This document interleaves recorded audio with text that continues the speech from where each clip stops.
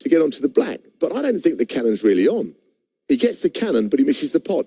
He needs a thicker contact than the potting angle to get the desired effect to get on the black. And that's just surely concentration. He should have played a different shot, screw back on the blue or something. Later on, he's playing the cue ball into this area here, but he misses the blue. He was worried about hitting the yellow on the way back or the way down. And again, he's got part B of the shot, but part A has missed. And that's the worst thing he can do. And really, he wasn't very good mentally at this stage. He was very lucky to win the frame as it happens, because in a snooker, he's 33 in front, but that's not really meaning much when you're in a snooker. He flukes the red. You'll see the little apology there. At last, he's won a frame against Robertson. He hasn't done that for so long.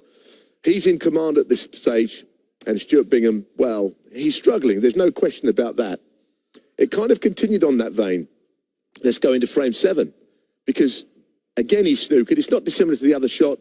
He's playing a swerve. He's got a plant here, played one onto the other, and the little flick through, as Joe Johnson said in commentary, got him onto the black. But getting a red's not going to be easy, especially when you're not thinking straight. Somebody in the crowd's put him off this time. I don't think, if his concentration is good, anything in the audience would have affected him. So he gets down on the black, and no one's saying it's an easy shot. He's played it with pace to screw back onto a little plant, gave someone a bit of an icy stare in the audience. Robertson, he's thinking better, isn't he? Now, this is an easier shot. There's no getting away from it. A much easier shot. He goes on to win the break frame with a 70 break. And at this point, he's in all kinds of trouble. It's 5-2, but a little ray of light at the end of it. Stuart Bingham made his 11th century of the week. That's more than he made in the entire World Championship in 2015 when he won it. It's only 5-3 down, everything to play for, but he won't win unless he plays better. Great work, as always, from Foldsy. You famously had Ray Reardon in your corner. How much of a help can that be when you're behind in a final? Yeah, I mean, Ray was fantastic. You know, I just love sharing knowledge with him, and, you know, he was showing me stuff and different stuff that I could apply when I went onto the match table, and I'm sure that's probably what Griffiths has been doing with Bingham, you know. Yeah, Jimmy, have you had a former world champion in your corner before? I know you've had coaches.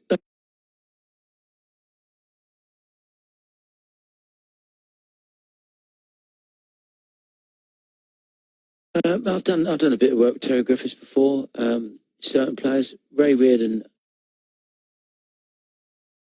I think Ray Reardon made Ronnie enjoy playing safe, and I think that's why he went on to to win so many more titles, because of the help from Ray Reardon. I don't know Ronnie. I think he'd tell you the same thing. But some people, Griffiths was a great safety player, and Ray Reardon was probably the best. As Ronnie quite rightly said, that Terry Griffiths is in the corner of Stuart Bingham. We can actually hear more now from the 1979 champion of the world. He's with Rachel. Terry, that final frame in the first session looked key to Stuart going into this next session. Yes, I think to do a 100 break at the stage, when he hadn't been playing so well, was very special. And of course, the better the player you are, the more it hurts you when you miss easy shots and lose frames. But the match is now set at 5-3, which is very good. I think everybody will want a close finish. We all want a match, of course. Yeah. And so, when we did have that break, Stuart, he had 4 centuries, yes, the first 4 frames, it looked like he couldn't pot a ball, but he's played himself back into the match. What sort of a chat did you give him?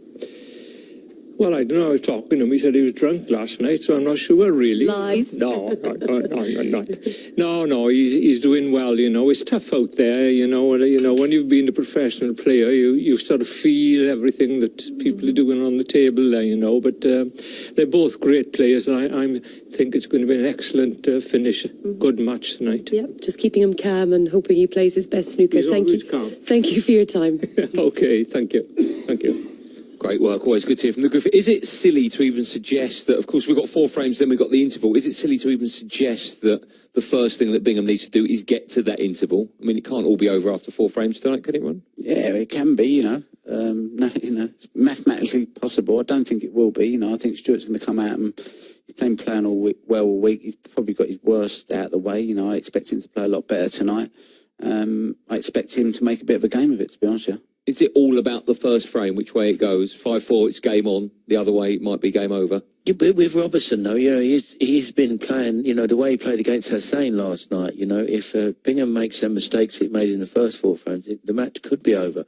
But I think because Stuart's finished on a century, he'll have a little bit more confidence now, and hopefully it'll go right to the wire. And if it does, will it be more cagey, a few more mistakes from either player if it does go close? Yeah, listen, if it goes tight, you know, I'm sure you're going to start missing a few balls, and but it wouldn't surprise me, you know, if one of them hits a spot and makes 2 or 3 centuries towards the end of the match either. Yeah, but if it goes tight, then obviously you are going to see some misses just because of the atmosphere.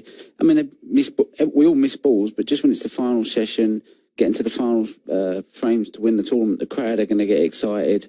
So it's going to seem like they're bigger mistakes than they usually are. You know, no one's perfect, you know. Okay, no one is indeed, but what we do know is it's going to be fantastic. Let's get the boys out and hand over to our MC, Phil Seymour. Welcome to the table firstly, a winner here 2 years ago. He's the reigning English Open champion and the 2015 champion of the world, Stuart Bingham.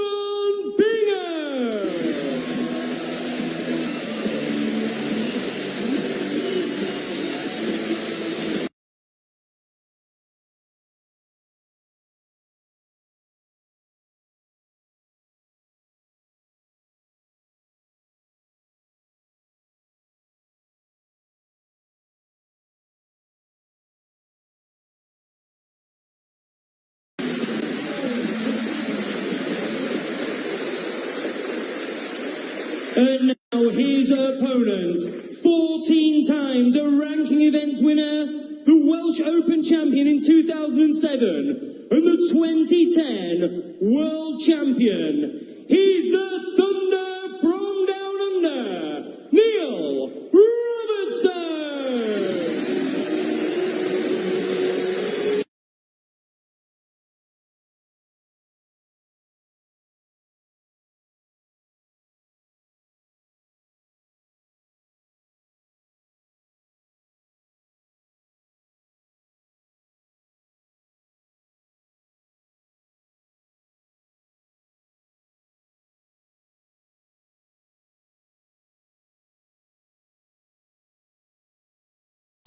Reminder, any questions you've got for the gang, contact us on social media, use the hashtag HomeNations. Right, we're going to be back after 4 frames, either for interval fun or to congratulate the winner. But one thing is for sure, is that I'll leave you in the very capable hands of your commentators, Neil Foles and David Henry.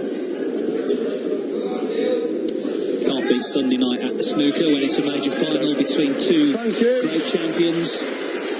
2 winners of this Welsh Open frame in years gone by. Neil Robertson leads 5-3 against Stuart Bingham. He needs 4 more frames to become champion. He certainly played the better snooker this afternoon. Maybe slightly disappointed though. He wasn't further in front. Bingham was struggling early on, but of course he made a century in the last frame. So we'll have left the arena feeling pretty good about things, hoping to improve this evening. It was flat this afternoon, I think, early on this match, but it's never like that on final evening. There's a great atmosphere in here. As you were with these 2 players who played brilliantly to get here.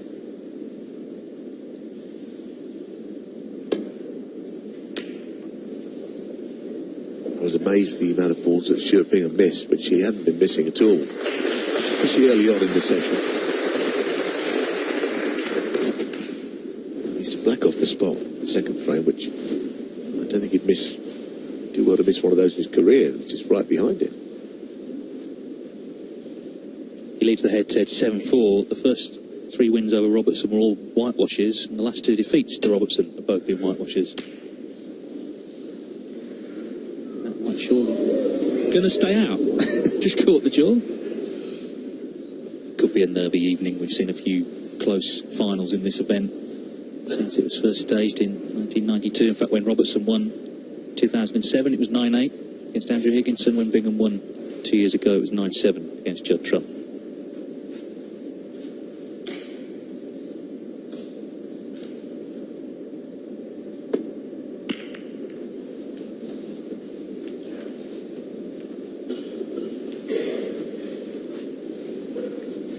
It's notable again that despite a lot of shocks which we've had this week, we always seem to, in the home nations, it's 2 big hitters in the final again. Since the home nation started, there have been 24 finalists in total, 19 from the top 16.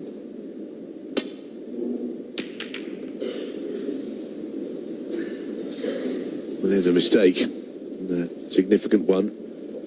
If you catch the safety shots too thick, that often happens.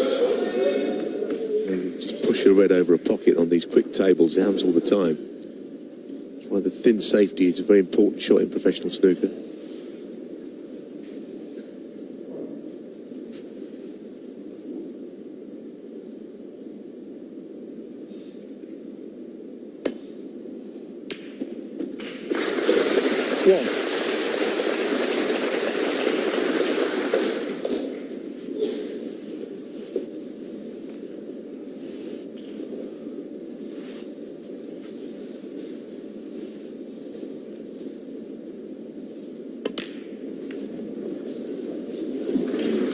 That was a bit of a tight one.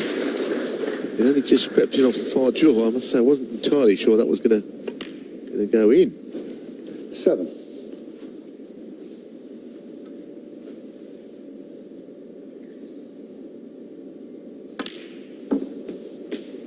Eight.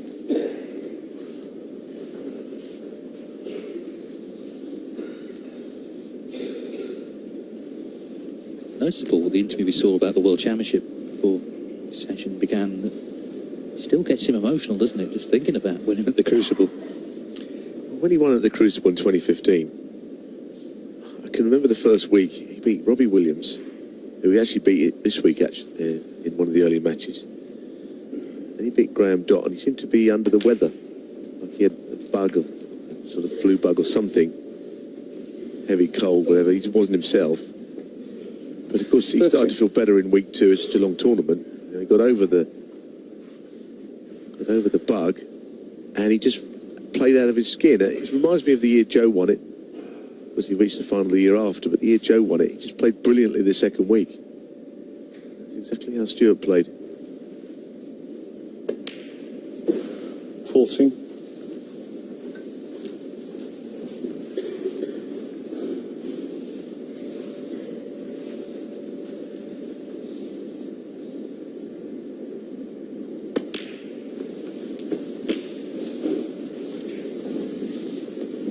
Do you think that last frame could potentially hold the key to winning the whole match? The fact he made a century, having struggled all afternoon. He is one, I think, who does concentrate on the positives, Bingham. So, even though he left the arena trailing, he left the arena having played a really good frame. 11 centuries in the tournament as well. Just one off the home nation's record of 12 set by Ronnie O'Sullivan at the English Open last season.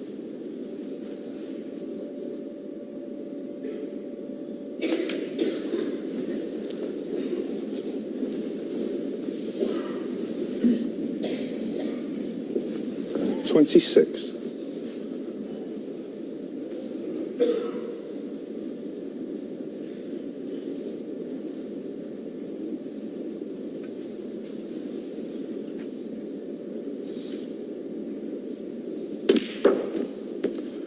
$27.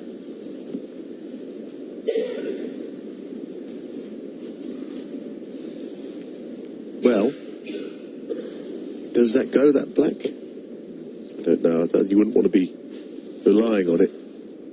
And I don't think, for now, he's thinking about it either.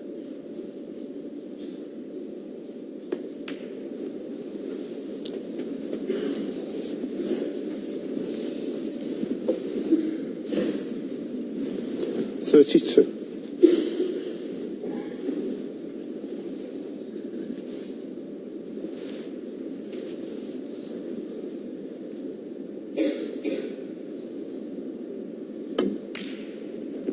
It already feels just like a different game of snooker to the one we saw this afternoon. More intense. Bingham playing well, as was the case yesterday. Made 4 centuries yesterday, you know, in 5 frames. It's a remarkably high rate of scoring. But like anything, you can't do it all the time, and this afternoon he couldn't 39. Do it till that century in frame 8. 40. That's pretty good.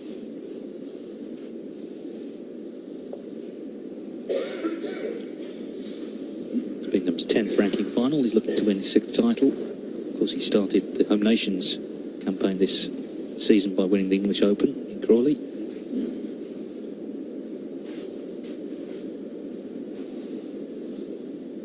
And also shoring up his top 16 spot, because the points coming off from 2 years ago created problems, and that's a problem. He's missed the blue. He's thinking about position there. Stuart Bingham. And he's missed the blue. 40. There were a few of those at the start of the match.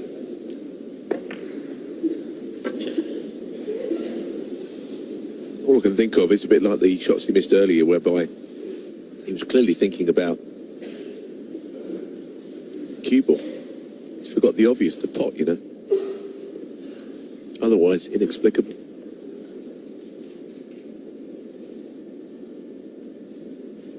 Well, that really will set him back, I think, even though it's a 40 break at the start of the frame, just the way he missed.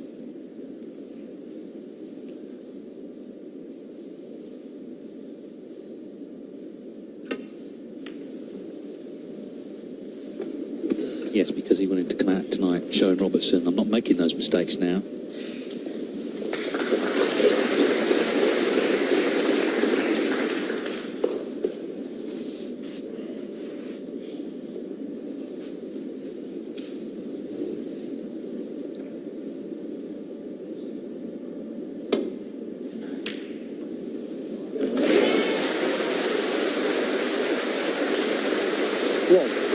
Well, that pot means he can take control of the table again. Robertson sits down, expected to be snookered. It's that shot he's just playing there. Stuart Bingham what? At the shootout, which begins on Thursday, which you can watch it on Eurosport. That, nothing touched a cushion there, so it would be a foul. They play a snooker, somebody's got to hit a cushion, or the ball's got to go in. Very different to tonight. But the red was good, like you say, and it redressed the balance a bit from the previous miss.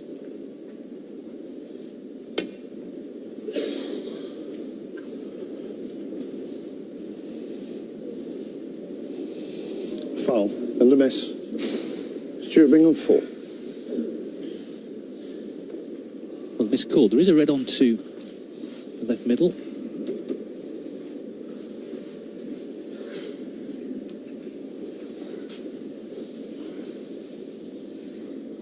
The pocket he missed that blue into.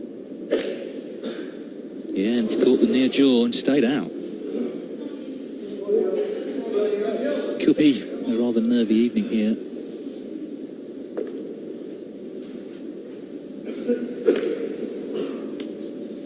We were right behind the shot, and never for 1 second thought he'd missed that.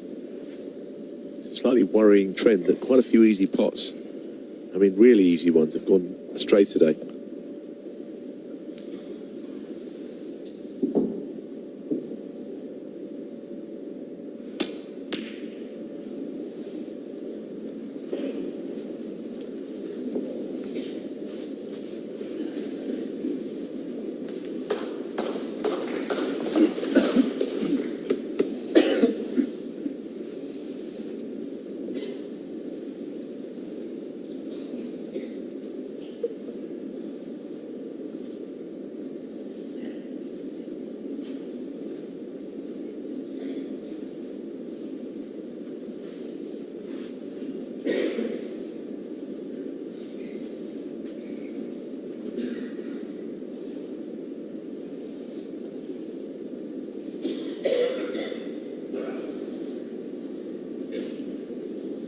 Not the most straightforward safety shot here, as you can see. Plenty of reds that he can get to. But the reds on the left, those three reds, they're kind of in the way of the up and down safety. He's done well to avoid one of them there. He hit it very thin. If this right-hand red is accessible, I think Robertson will have a go at chipping it in.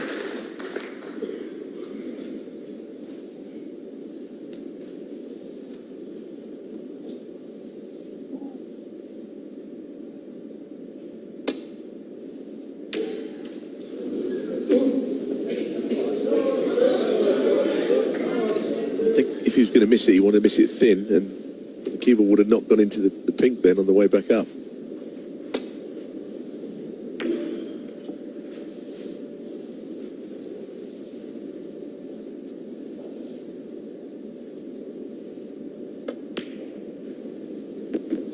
One.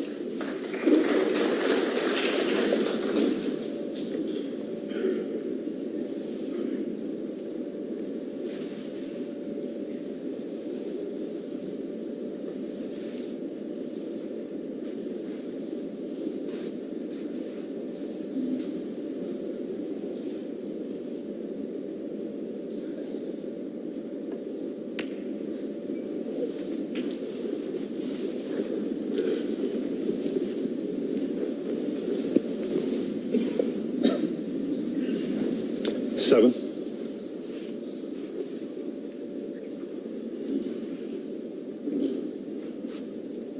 This is an awkward little shot. There's a bit of extra pressure on it, I would say. Oh, he's played it ever so well. He was over the top of a red and he still screwed back, and he's probably over the top of the same red on the black should he play it. Needs the black and a red, and Robertson will need snooker. But there's pressure on this because they're all there, aren't they? Worried to miss it. It's effectively really thrown ball, you feel. No, you could tell he knew that was heading to the jaw. Stuart Bingham 8. So he's had a few chances in this opening frame of the evening. He leads by 53. There's still 67 on. Snooker could be a very frustrating game, and I sense that's what he's feeling. He's over the top of that red on the previous shot. Did too well, over the top of it again on the next shot. Sometimes you have to really feel the pain of a player out there, you know.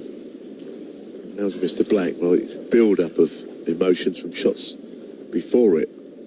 You have to be out there to know just quite how annoying it is and frustrating it can be.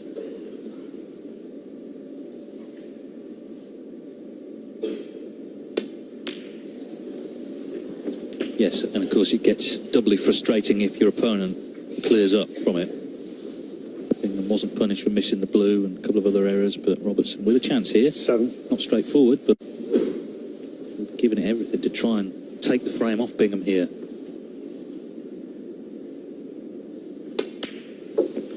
8.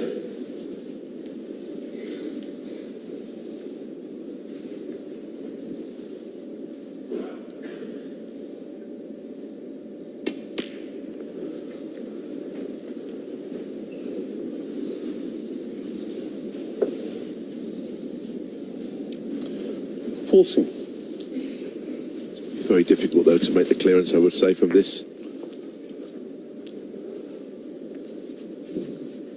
High value colours, blue and black, not on. Might try and bring the black into play, I think, because that's going to help him earlier in the break. And that's 50. a clever shot. That's developed the blue. Black's going to go on its spot, which helps him with the red below the black and potting that and getting on into a colour. It's a slightly different table after that last shot.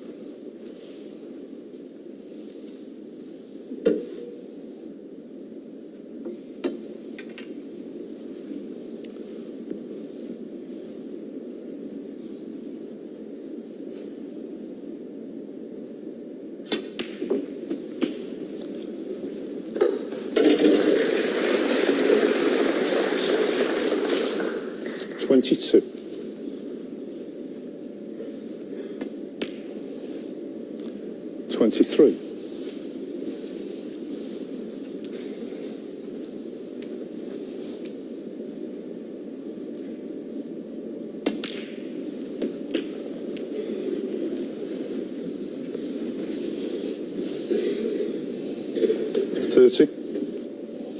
He's had a couple of chances, but he's not completed the frame win. Whether he's still favourite now, I don't know. I guess brown to blue are still going to be difficult shots from there. That is all that Bingham can pin his hopes on, actually.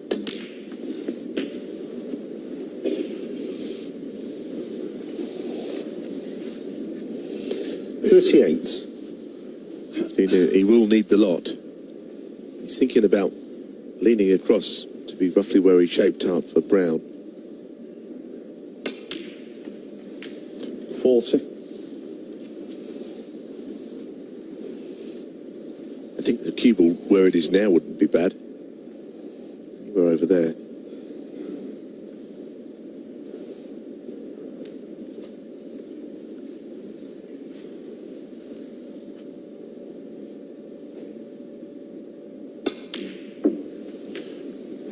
That's very good. You get the feeling that this shot coming up is the most important so far in the match.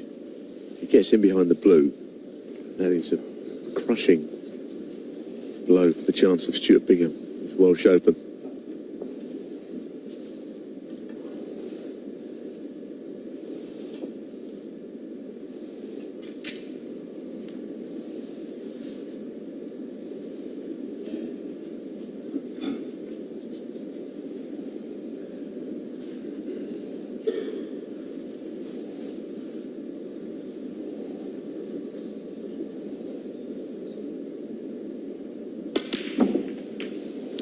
47.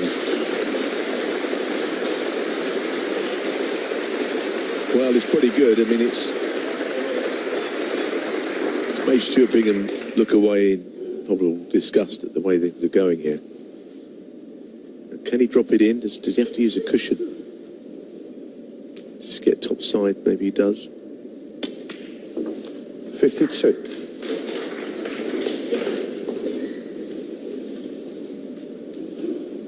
Bingham just looked in control of the frame. Was left with that awkward black, just needed one more red. These are the clearances that turn matches, that turn finals. Robertson had potted a ball to that point. But now he's cleared up. What a great start to the night for the Australian. The 65 clearance. Stuart Bingham looking back at missed opportunities in the first frame of the night. And Neil Robertson, for the third time today, moves 3 frames clear, leading 6-3.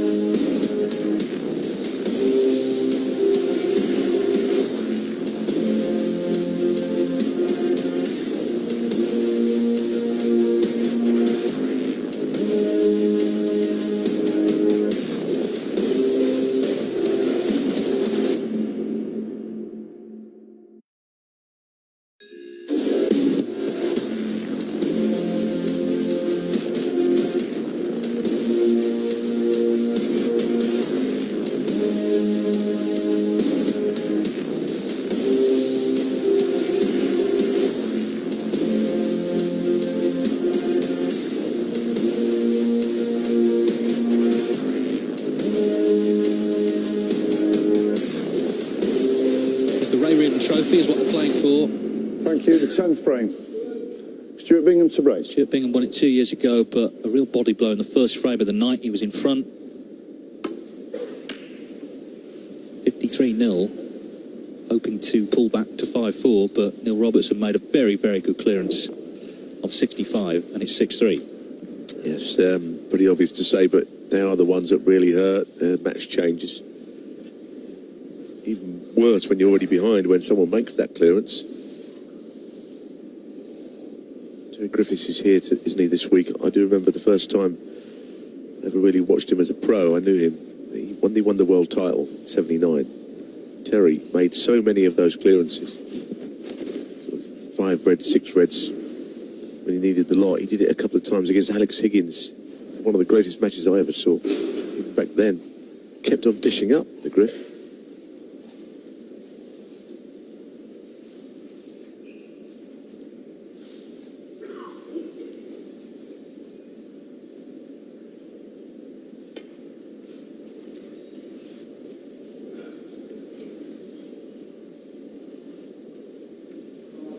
I saw Terry on day one.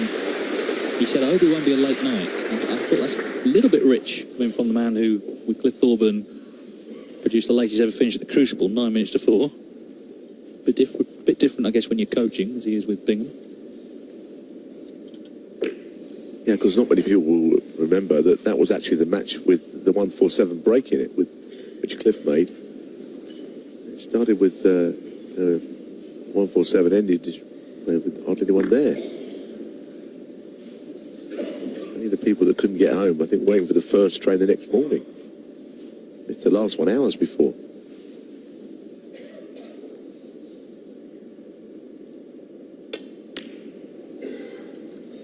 Well, he left attempter, did Bingham, but Robertson unable to knock it in.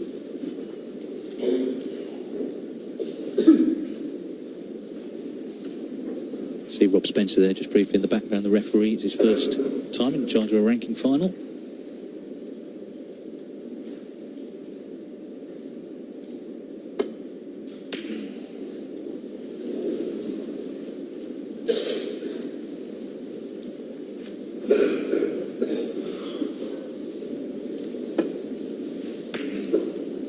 Whoever does win will become the 8th player to win this title. More than twice. We talk about, obviously, the Home Nations. It's only been going 3 seasons, but the Welsh Open was first staged in 1992. It's one of the longest running tournaments, in fact, on the calendar. I think in the days of 6 ranking events, it was sort of the poor relation. The prize money is quite low, but I think it's definitely been revived. It's been part of this series.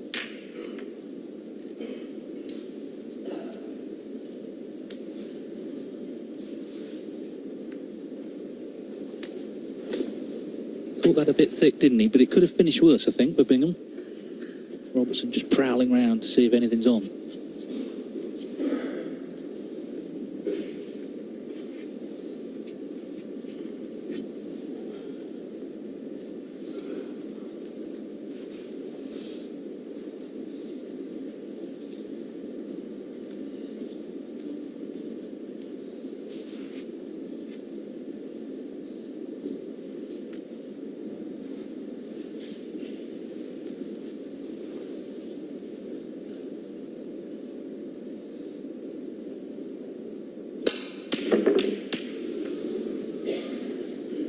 One of those shots, if you get near the pot, your cue ball comes back into bulk, and that's worked well, although there was a small element of luck there because he had no real knowledge of where the Reds were going to go once it didn't pot.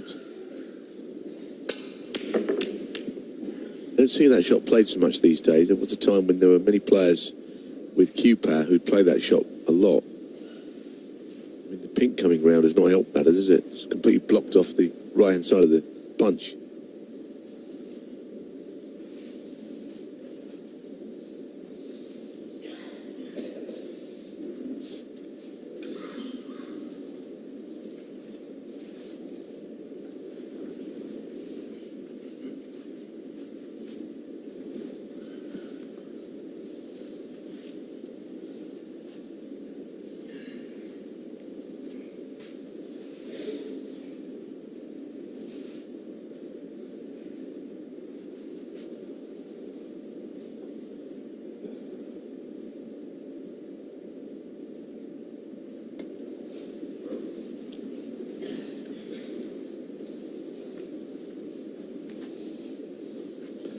Foul. It's very likely to be put straight back. Robertson 4. Yes. It's one of them where you look at it, as Robertson did, but eventually there's only one thing that's going to happen.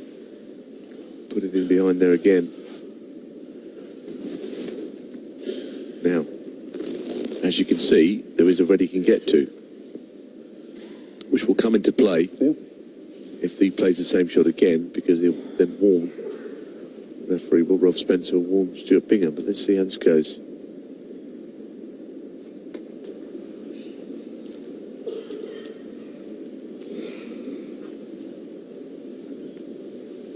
No warning required. Great shot. Take 2.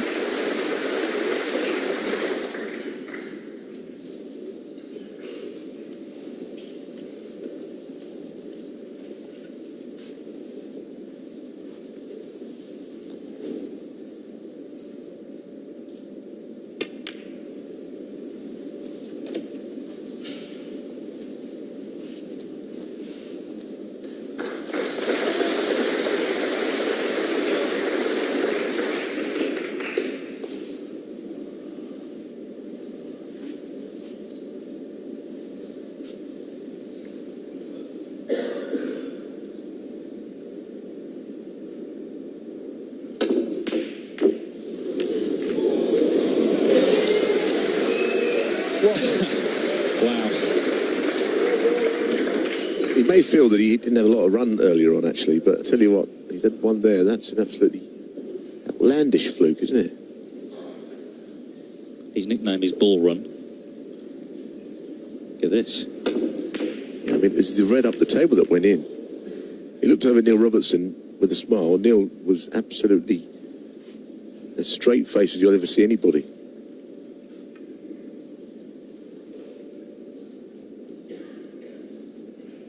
I think Stuart's just gutted he didn't get a better kiss. Stuart Beyond Bingham. colour. Oh, it must be my eyes. I thought that must cut in, that green. Anyway, he's played the snooker instead.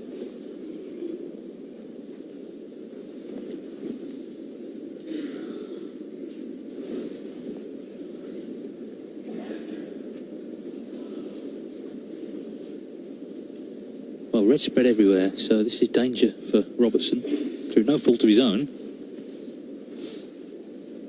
Stuart Bingham with that fluke, taking control of the table.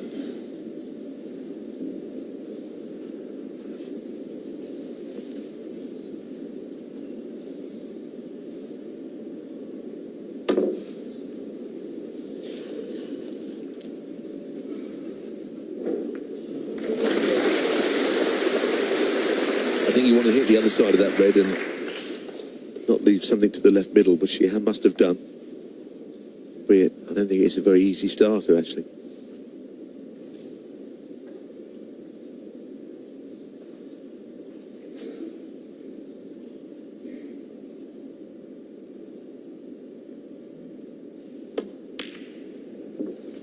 Yeah.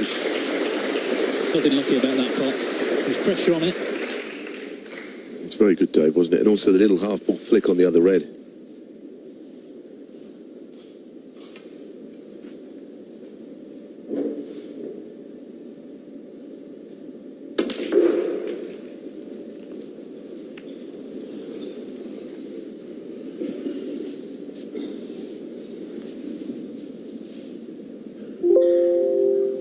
Six.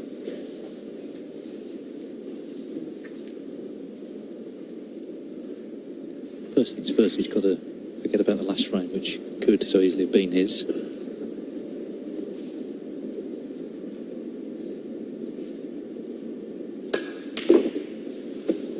Seven.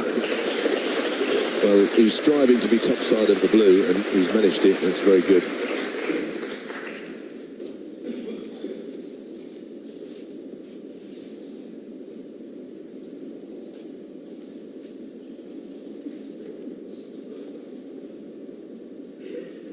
Problem is, of course, with the black tied up and the pink at the wrong end of the table, it's not actually as easy as it looks. The reds are beautiful, colours less so.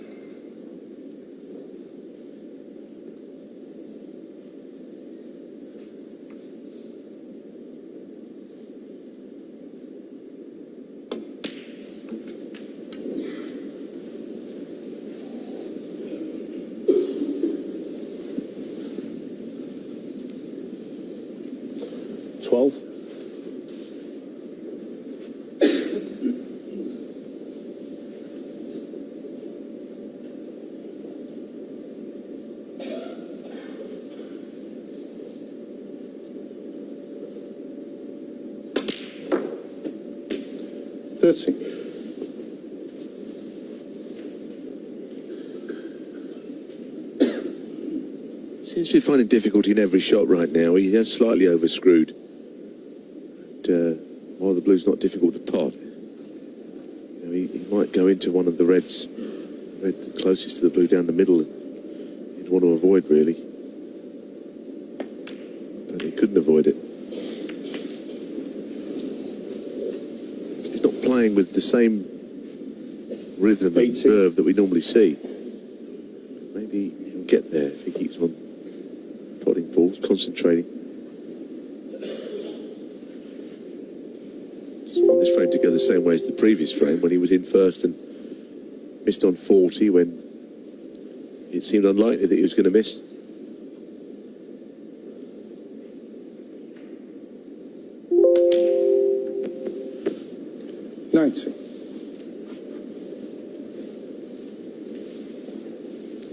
There again, I mean, how has he finished where he has?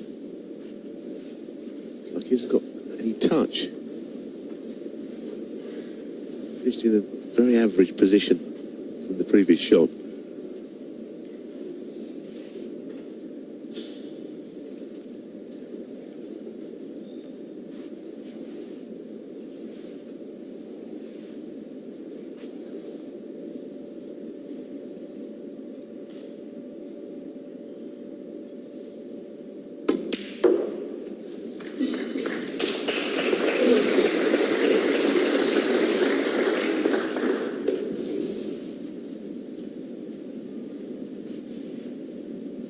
$25.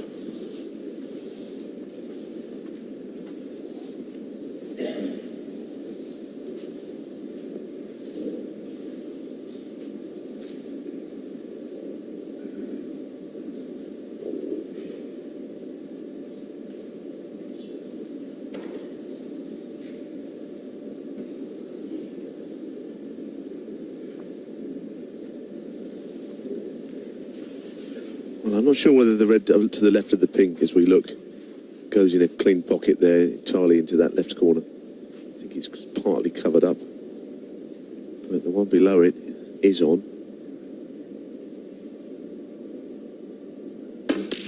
Oh dear me!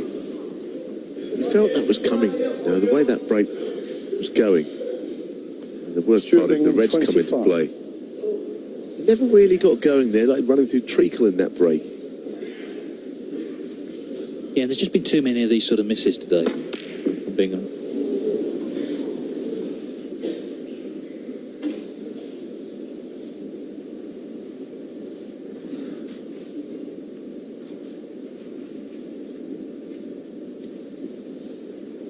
.22 points in the frame then.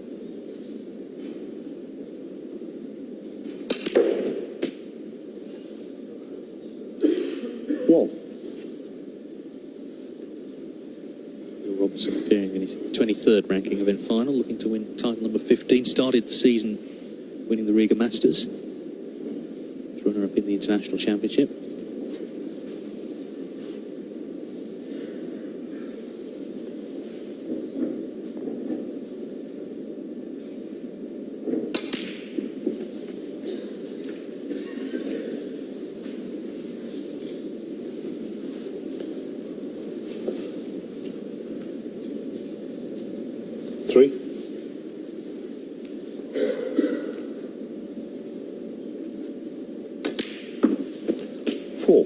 Got a view of the pink to the left middle, and it clearly goes. And Robertson's onto it.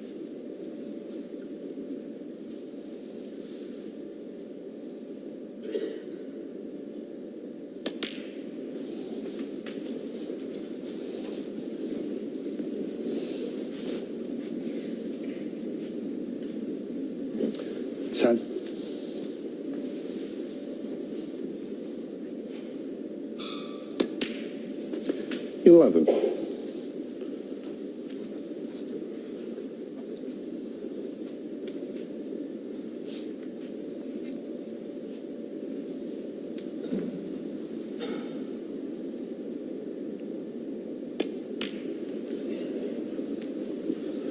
I think Neil Robertson is aware of one thing, that frames can take a very similar pattern throughout a match, especially a longer match. 76. He wants his frame to be like the previous, where, as I said, Bingham got in first, made a few, not enough, missed. Robertson dishes up. He's looking more likely, more dangerous of the two. He's pretty good for his 6-3 lead, isn't he? Everything we've seen suggests he's been the better player on the day. No fluke about this. Came into the match as favourite, Robertson, but not by much.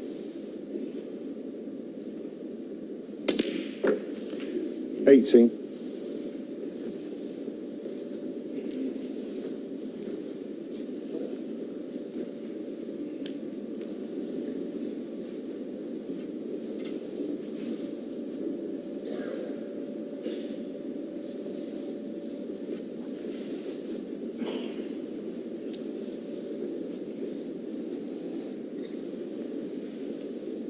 So this is more difficult than the blue, but it offers better position.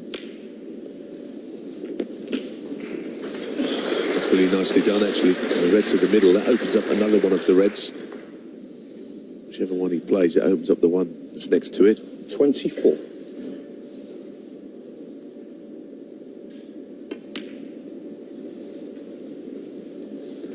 $25.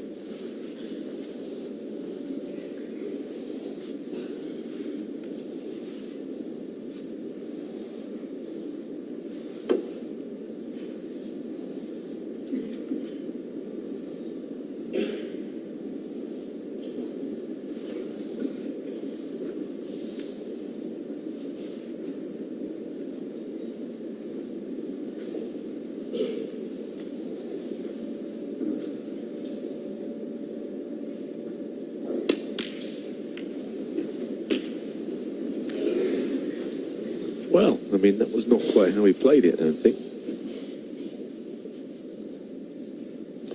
31.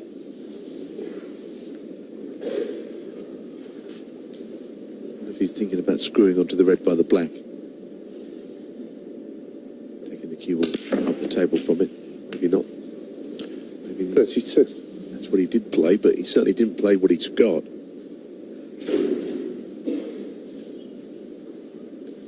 think it's end of break.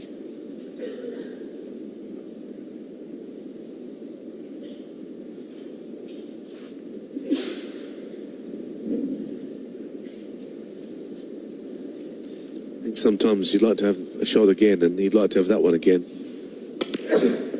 The one thing he didn't want to do is a half-ball kiss on that top red. Anything else surely would have put him on a colour.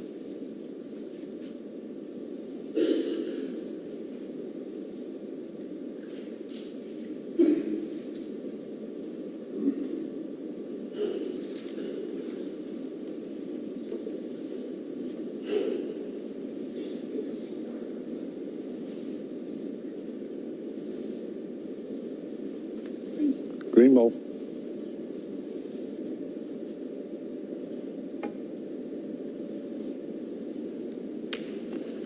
Neil Robertson. 32. Sure he's looking at there, but clearly must have rolled off a little bit.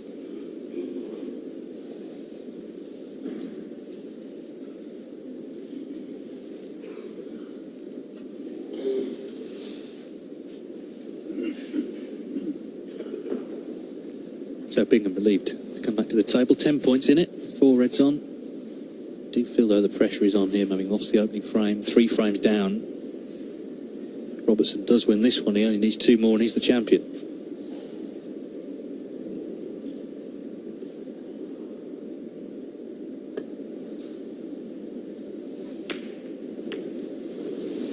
Double kiss. Well, that was the dreaded of all dreaded double kisses, wasn't it? He has absolutely presented a most wonderful chance here. You need all of the 4 remaining reds. 1. Couldn't have gone worse. That shot he played.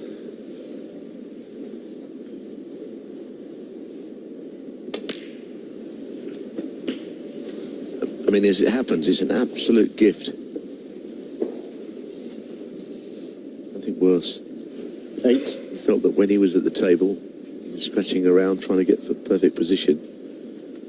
And he's given Neil Robertson something on a plate here.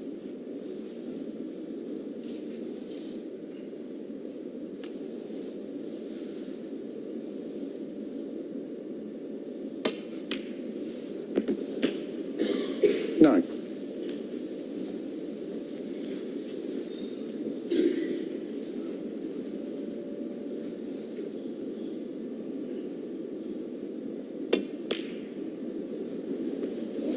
Just wriggles in, yeah, he left it a little more awkward than intended over the red, but the pink's gone in. Views and ahs from the audience. I always thought it was going to drop. 15. I don't think this table's played as easy today as it has all week. I don't know why that is. 16. So there'll be 33 or 32 or 33 in it, depending on which colour he takes out of the 2. So it's all on getting on the red, and that's another frame. Big shot.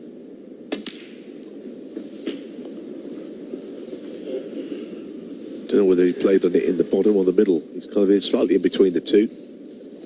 23. Yeah, sure. Have the red cleaned to avoid any bad contacts at this vital moment.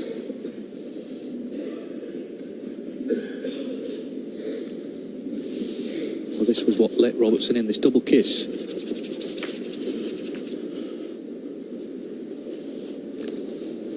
I mean, a double kiss would not always be quite as, well, awful an outcome as that. But really, left him behind the red, absolutely A1.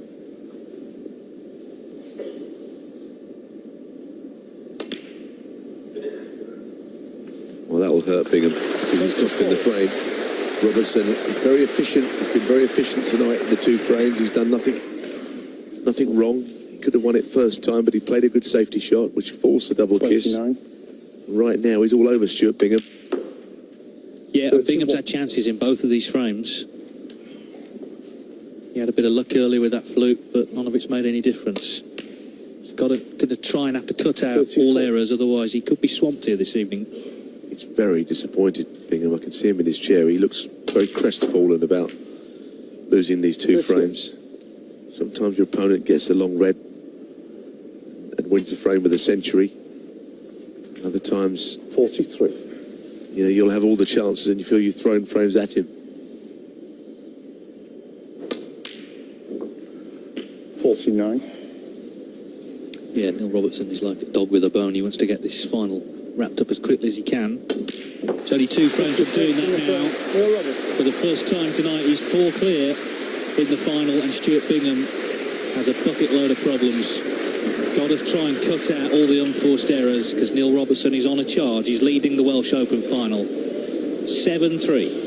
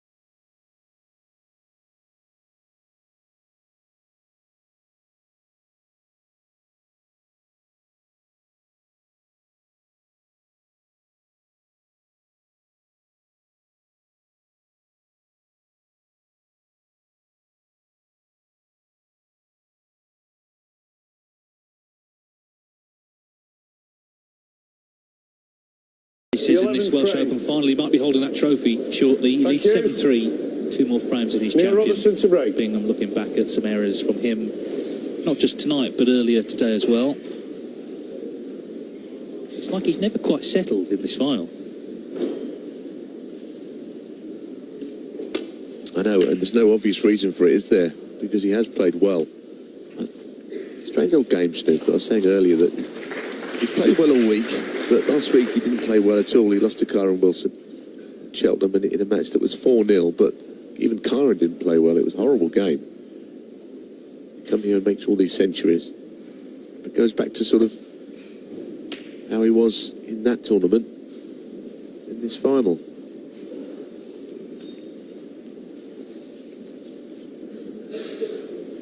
It's not over yet, but I do believe that he's got to win the next 2 frames. Level things up on the actual night session. It's going to take some coming back, 7-3 down. It's doable, but way he's playing. That's the thing, it's the performance level that's got to go up for Bingham, down at 86% on the pot success, whereas Robertson's on 90.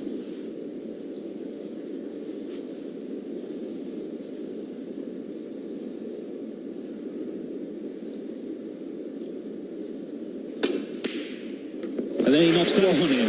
What a pearler that was. It really was. I mean, it never made a sound when it went into the pocket, that ball. It hit it quite hard. It was timed perfectly.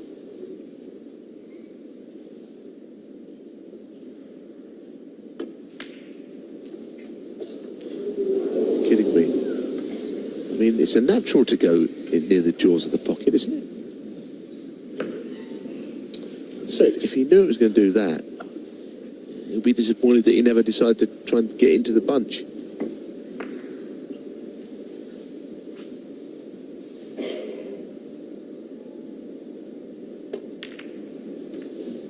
Stuart Bingham, 6.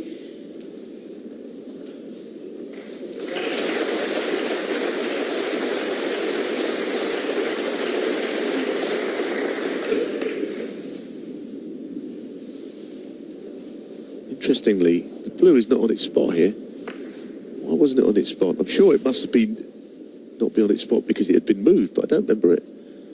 But maybe the fact that it wasn't on its spot, for whatever reason that is the reason he saw it as a not going to go into the jaws of the pocket.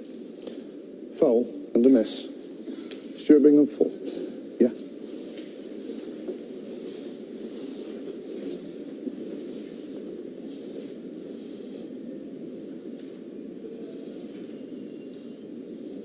Spencer, the man placing Yeah. Stuart. ball. Been refereeing on the circuit 6 years, doing his first final.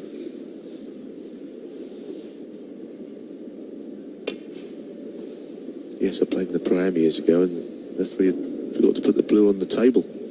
There was no blue for the first couple Foul of shots. and a miss.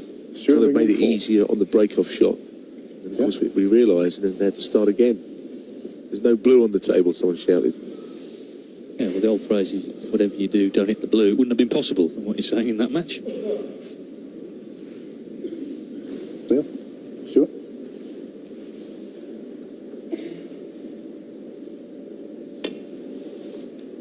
Yes, the blue, I'm hearing, was actually knocked off the spot by a safety shot. So it was nothing to do with any refereeing. Rob Spencer did nothing wrong. The point is, it just changed the line of the shot for Bingham, I think. That fraction that it was away from its spot.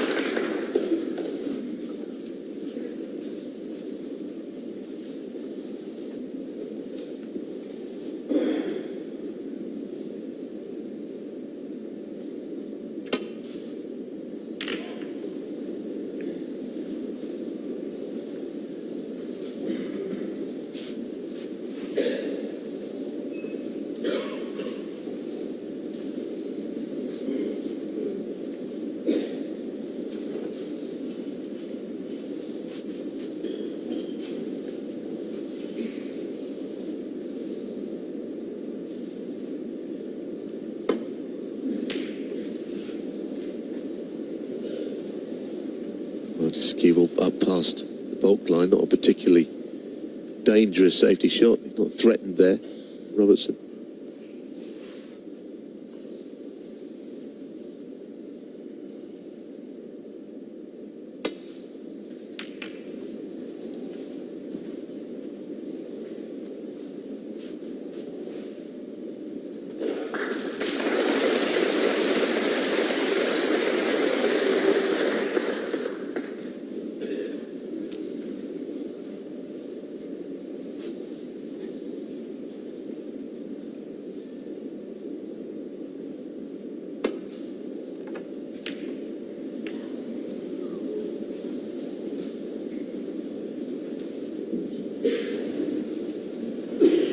Well, these are the good sort of shots that when he's playing well, Robertson knocks in, and Bingham is fully aware of that.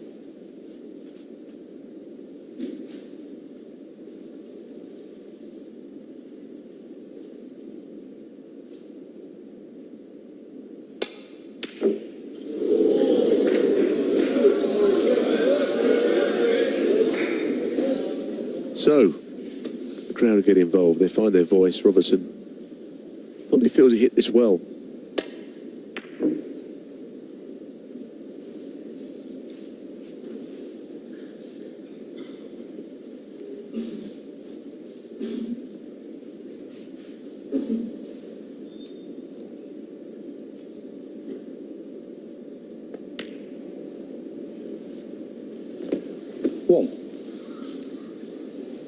Now, he really has to do something here.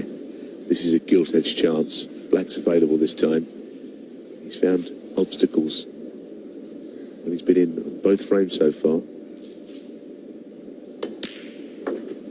But really, this time, someone as good as Bingham around the black spot is going to have to score. Well, 11 centuries this week. He made 3 on the spin in the last 3 frames against Robbie Williams. He made 4 yesterday in the semi-finals against Joe O'Connor. When he won the world title, as Neil mentioned earlier, he made 10 in the whole tournament, which is plenty, but of course those matches are much longer. So he's been scoring heavily all week, but got to try and bring it out now in this final session.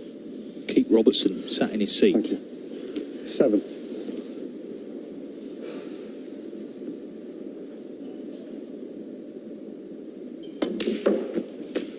Neil Robertson actually holds the record for most centuries in any tournament. Championship League, he made 22, but that was the year that he was based in every group. He was sort of trapped in, making centuries after century, and made the 103 in the season.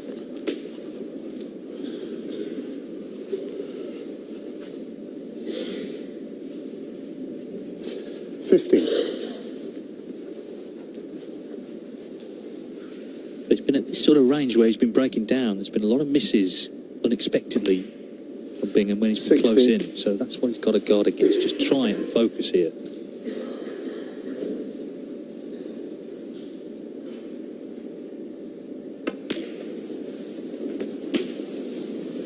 Yes, but he'll be very mindful that this frame is taking already the same pattern as the previous 2 in the 23 in first. So he's just got to change the sequence. Knows that Robertson's poised to come back to the table and pinch the frame. 24. Keep the trend going.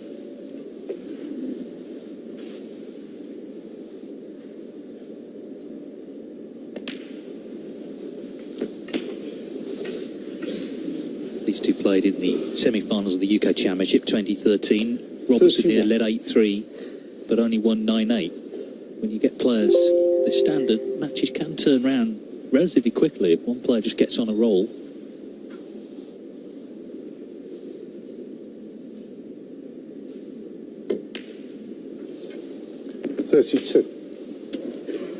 But that's all ifs and buts. Right now, Bingham's the man who's got to try and do it, and he's under pressure to do it. Chances in both of the evening's frames so far, and he's lost them both.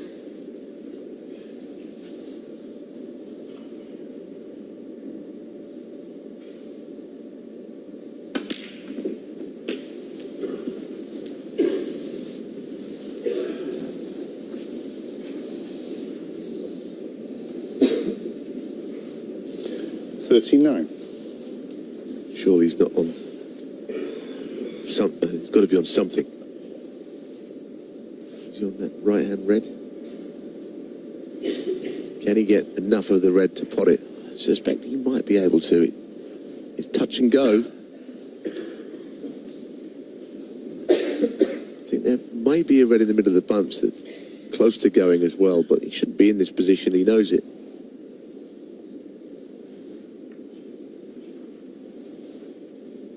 I reckon if he looked at it from behind pocket, which he hasn't done, I reckon he could, that right-hand red of the bunch, I think he can knock it in.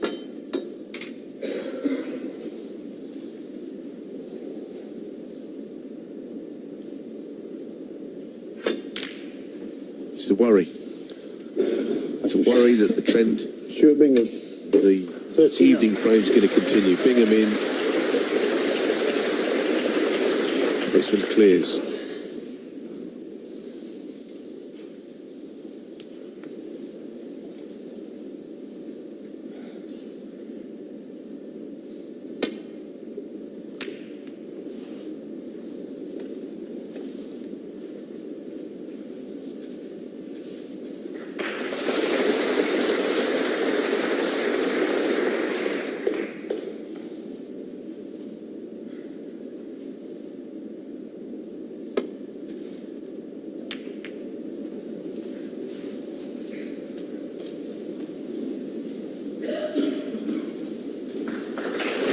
He'd be more than happy with that.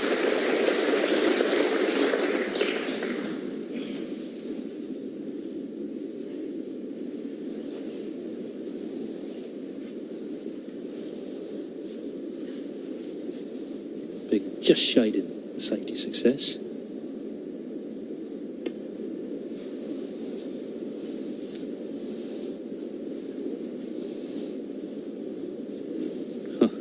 What touch?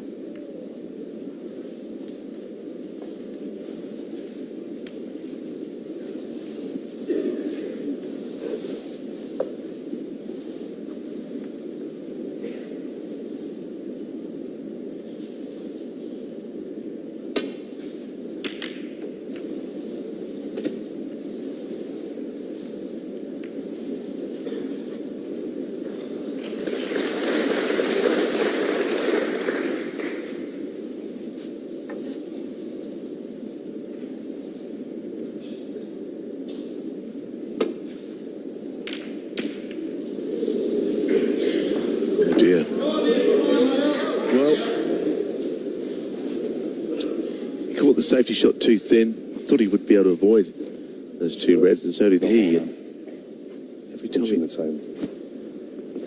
well, I mean, he's been told off for punching the table. I mean, he's not the first to have done that. One.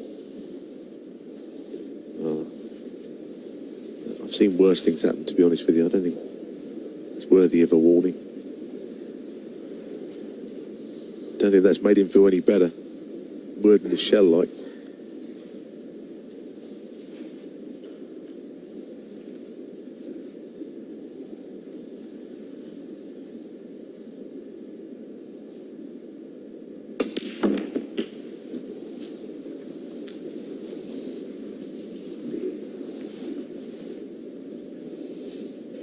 Eight.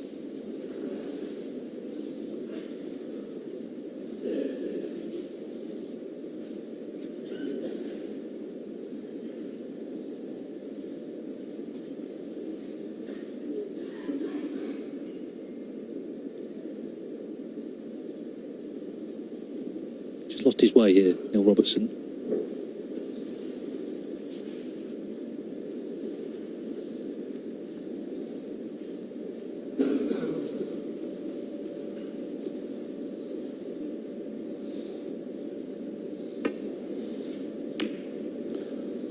Robertson, 8.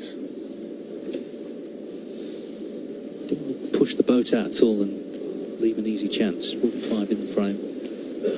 Stuart Bingham's been told to calm down by the referee. That won't make him calm down, will it? Being warned off for that, I can't believe that. I've seen the table hit a lot harder than that.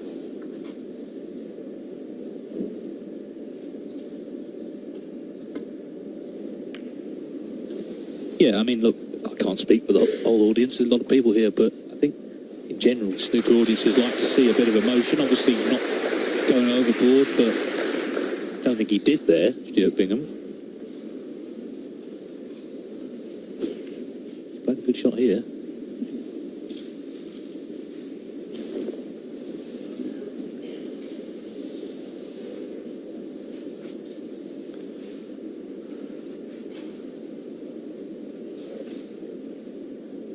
Phil Bingham just looking for one more scoring chance. He's already 45 to the good. Reds in the open to pull one back and sure that we go to an interval. Set up a big 12th frame. Which, if he were to win that as well, he'd be very much in the match. But first of all, he's got to get back in this one.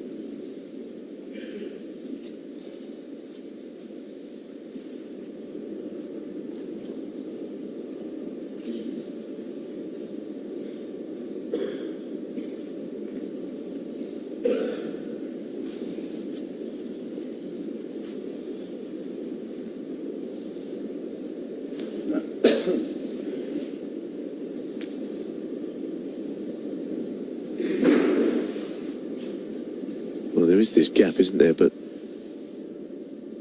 he's got to avoid. Red's on the way back up the table here. And the plant was a very difficult shot. You have a lot of control over it. There's a lot of people shouting, "Come on, Stuart," here, but I suspect doesn't fancy the cutback. He might be putting the cue ball in behind the pink. The cut is on. It's not nice.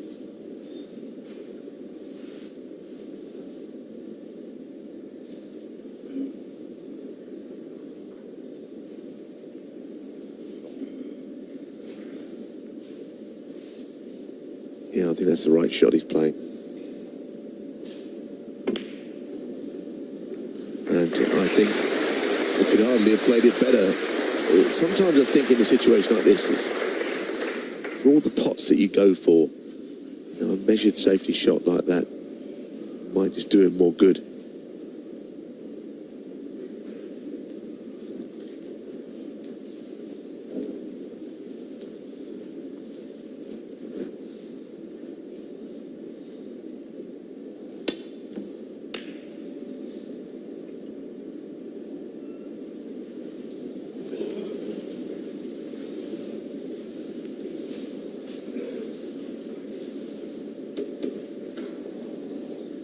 A chance then for the Englishman.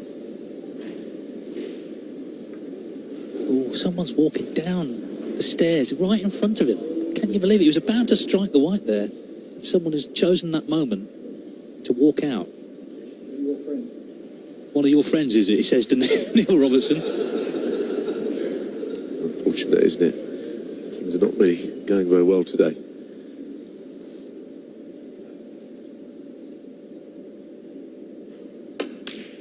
Well, all credit that's gone in. I don't think that's something he would have wanted his concentration broken by. I only hope that gentleman really had to rush out for, couldn't wait any longer, if you know what I mean.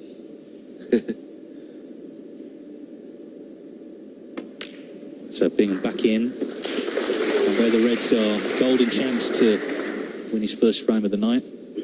8.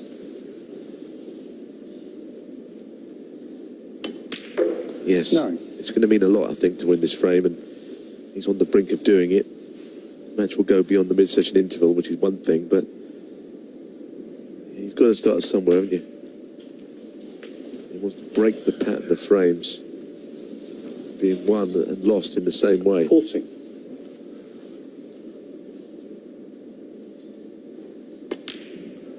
15. Didn't go in cleanly. No. Blue to lead by 65. He'll need another red. Been a bit of an ordeal this evening, one way and another, for Bingham, but what's this 20. then? Should be 7-4. 21.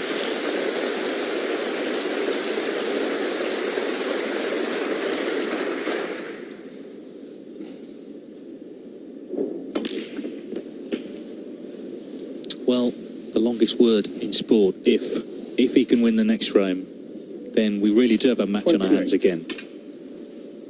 Huge frame coming up, the last before the interval, 8-4 or 7-5. 29, thank you.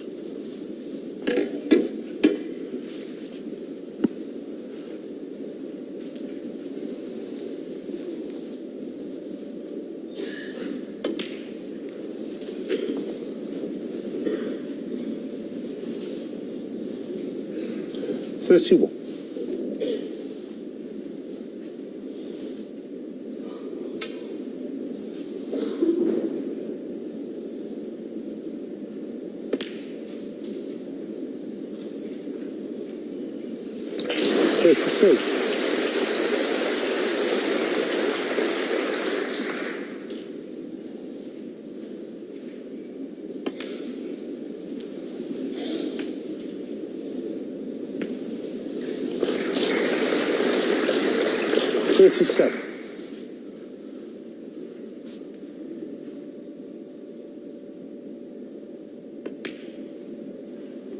He's going to feel better anyway. And he's going to feel, he must have been feeling pretty atrocious the way things had developed in this match.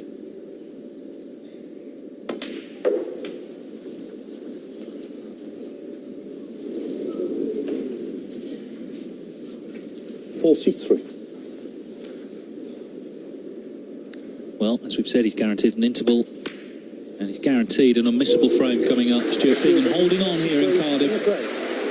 Another nervy frame, but this time he's won it. Both players steeling themselves for frame 12. A massive frame coming up here at the Motorpoint Arena. Neil Robertson leads the final by 7 frames to 4.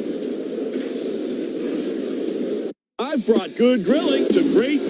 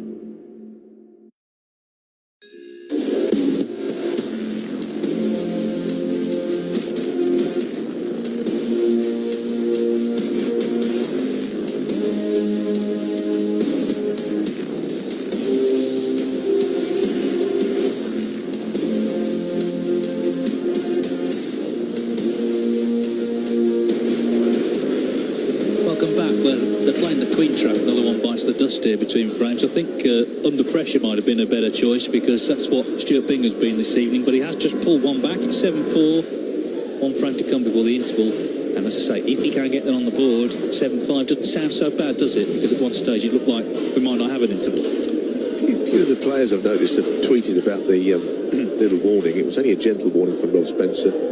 He said to Stuart, don't punch the table. Well, I've seen it punched harder by players. Paul, can you get the music off?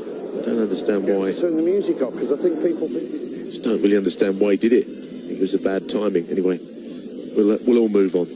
Yeah, there was no sanction implied. He just asked him to stop doing it. Anyway, Bingham won the frame. He's coming back.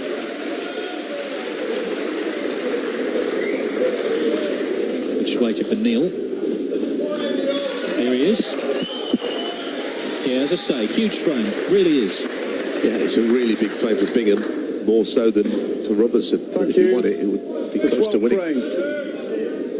Stuart Bingham to break.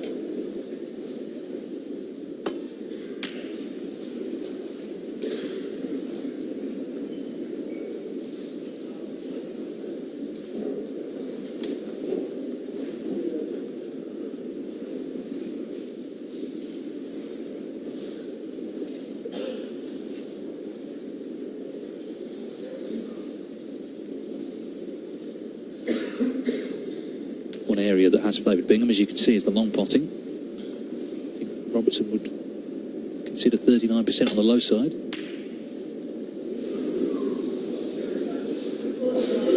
For him, anyway. Such a brilliant long potter. Should have gone down to 37% after that one. Not easy, though.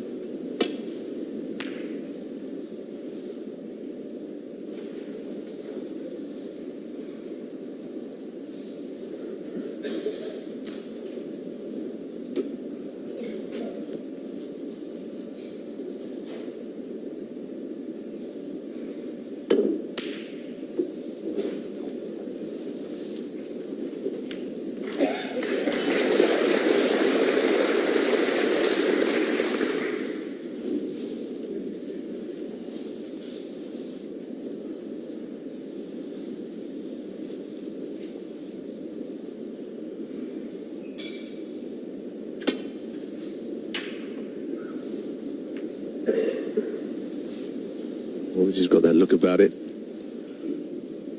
Creeping in behind the green, although he's not covered the left-hand red. Now commentary position. He can get to it.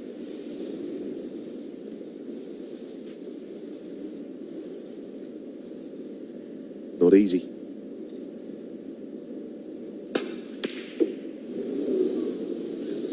I don't think he fancied it. Look at the cue ball. He played it as if he wanted to get that cue ball up the table, which is always a sign he's most confident.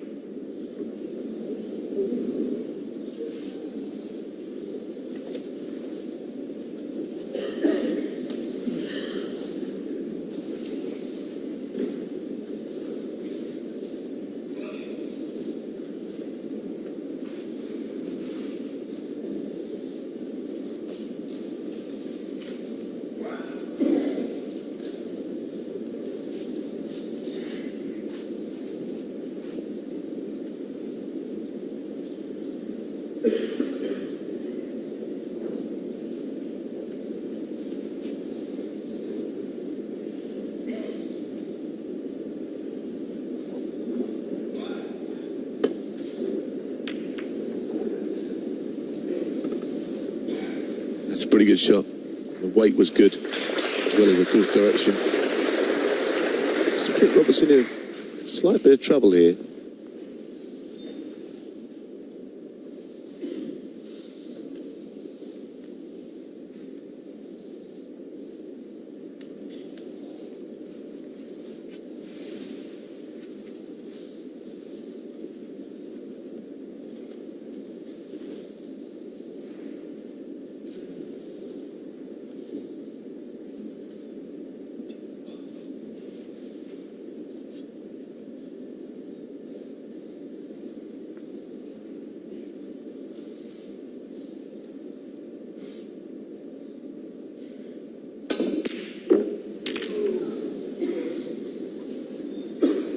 Again, it's one of those where the closer you get to the pot, more chances that the cube will end up one end of the table and the red you miss will end up the other.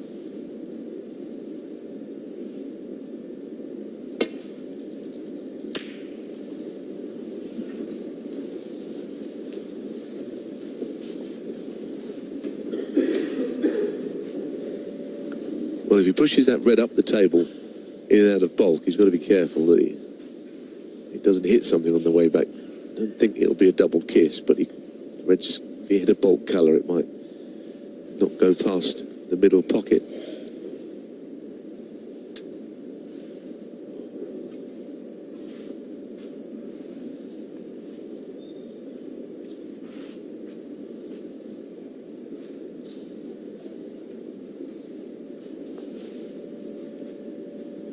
Point is, so many players practice. You watch them practice.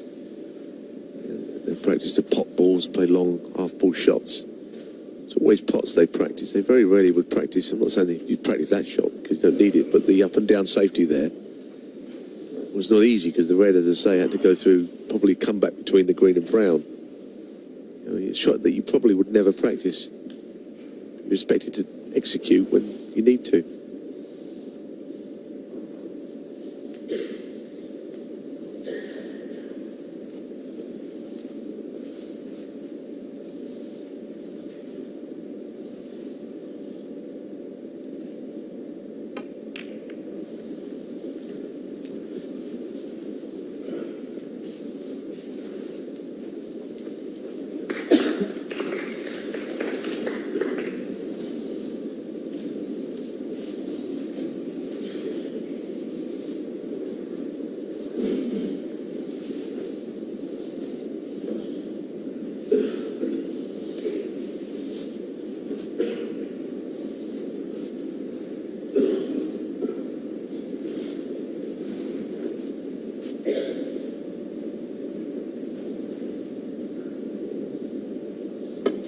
And the side cushion first safety. It looks a very well played shot, this. That is terrific. Very congested on the left side of the table, and that's where Robertson's got to play his next shot from.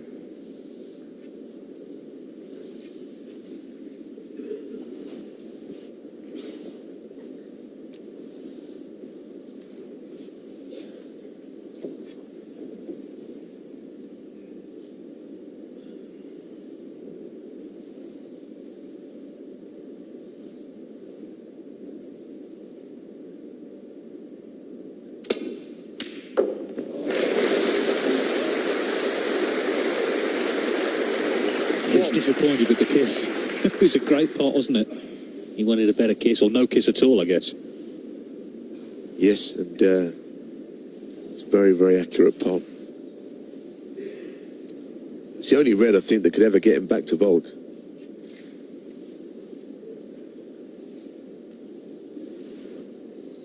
I don't think he can get the cue ball in behind the yellow, in which case it'll be a pretty fiendish snooker to be in. This was a good shot. He only just missed that red below the black.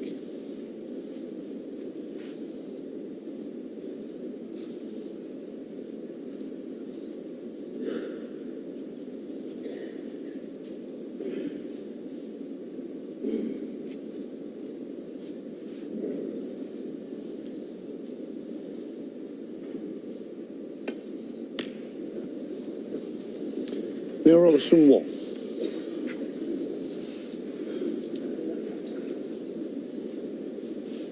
Both players playing this frame almost as if it's a decider. It's such a big one going to the interval with Robertson either 4 in front or 2.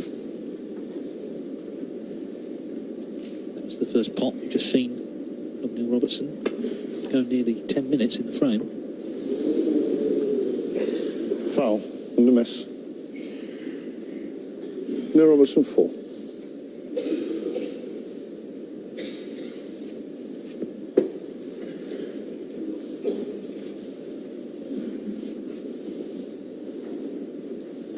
He's going back.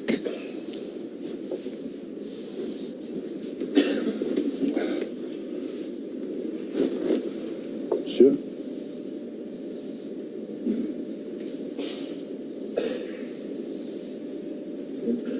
Neil? Yeah.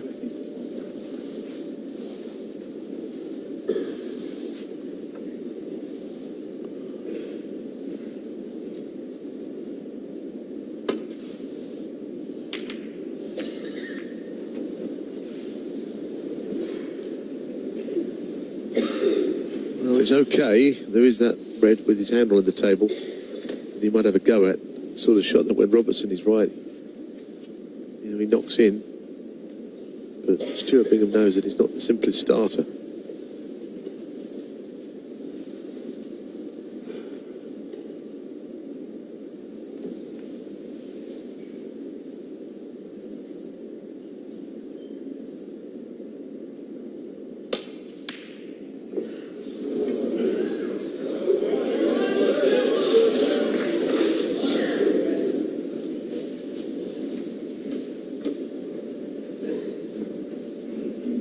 Got close to this.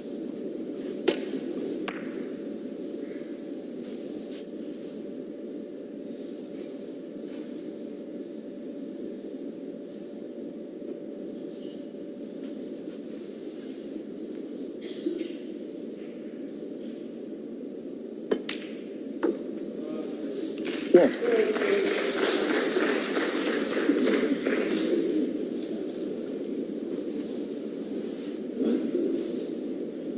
Well, the blue looks a bit, it's wincing at the moment. Bingham, he just can't believe that he finished in a very difficult place. He could pop one of about 4 colours here, but none of them are easy. Cut back blue to the left middle, horrible shot. He might come back to it again.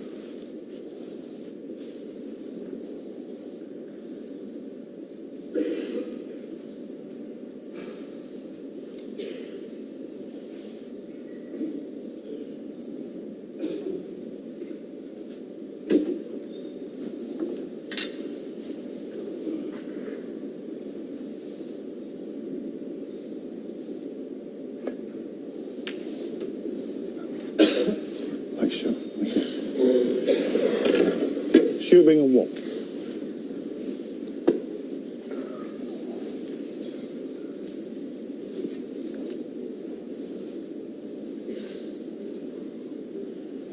Well, it's a reminder that he loves snooker, but to look at him, you'd think it was absolute agony to play it. Anyone that's played the game will feel his pain. It's one of them days where, as I said earlier, it's like just take one step forward and 2 back all the time, you know, not getting on balls very well. Another day it'll be so easy, you know. As recently as yesterday, 4 centuries in 5 frames. Crazy game. Could have made a 5th as well in the last frame. He broke down at 67.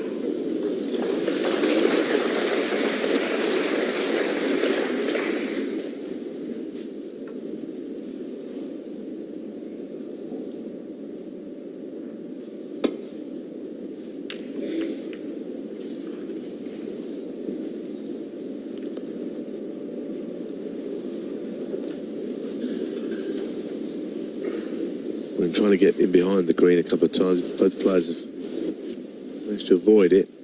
There, you saw Bingham go right around the back of it, not even touching the green.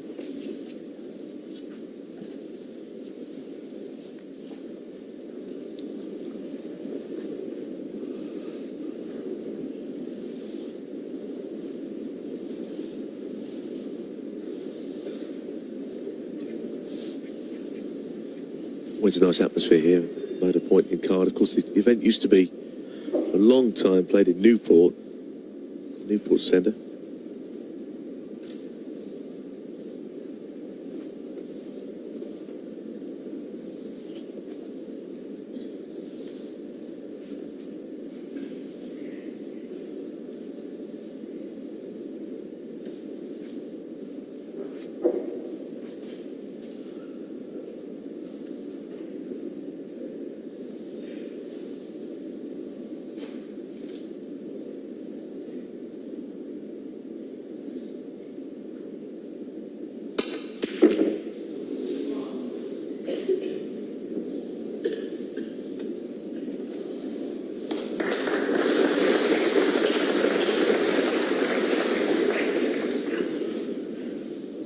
Never struggled for cue power, has he, Neil Robertson?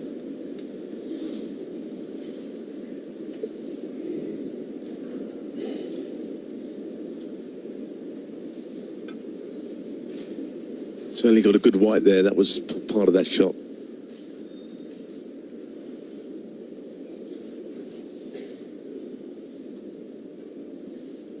Very quiet spell in the evening session, the last few shots.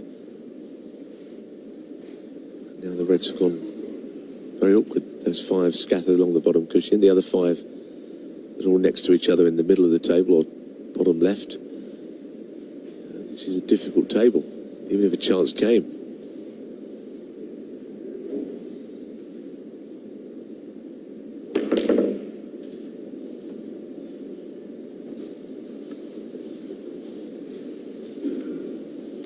Well, not in behind it, but covering that other red, which really gives Robertson a headache, I would say now.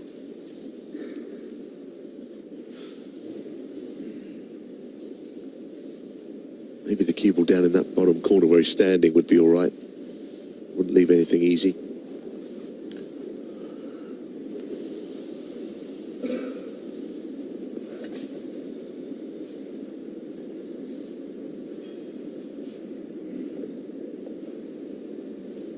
Match time has just gone over 4 hours for 11 and a bit frames. Average frame time just over 20 minutes, so it hasn't been light and fast. It's been a couple of scrappy frames.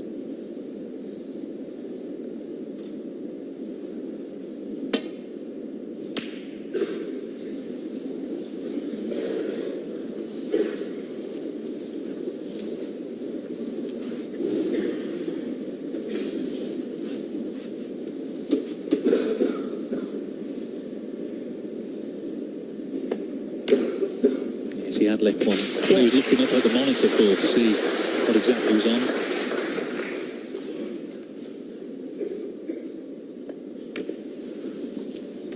Well, a break of, say, about 40 here would be quite priceless, I think. 6. Take 4 loose reds. You'd have to be getting other reds out in the open to make that many. I think in the context of this frame, it would be a big break.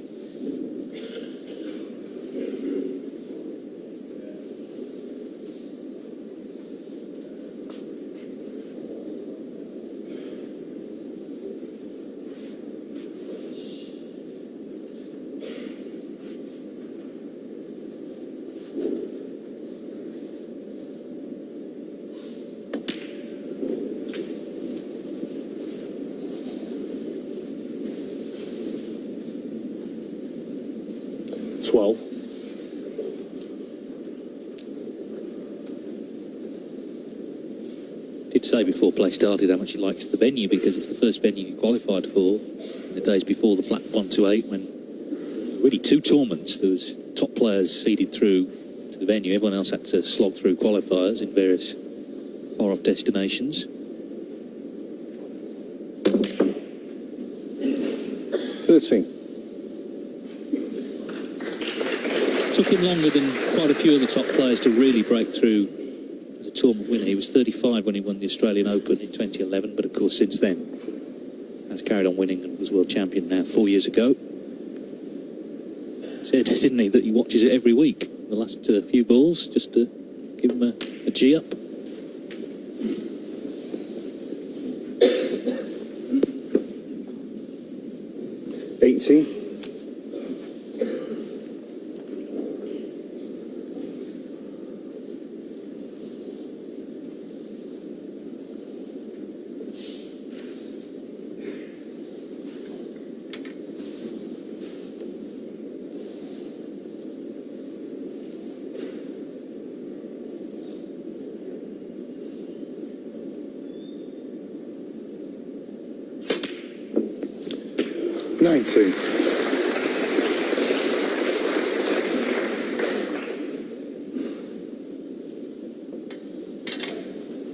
It isn't straight. There is that red to the left of that little bunch of 3 that's in the open.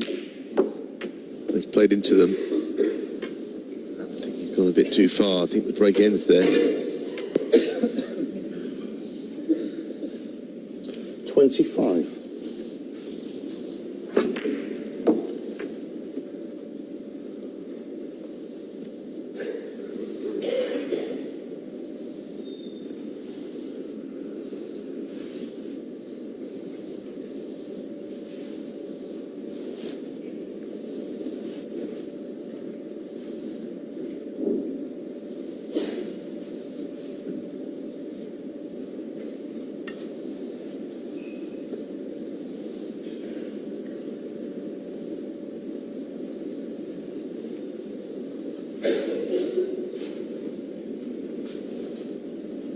Been standing over this shot for about, well, it's coming up a minute now, and he's still not all that sure what to play, I don't think.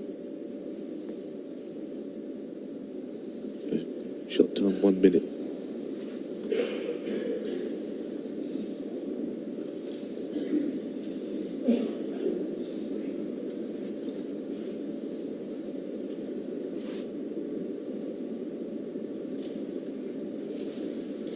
Well, he's playing the plant here.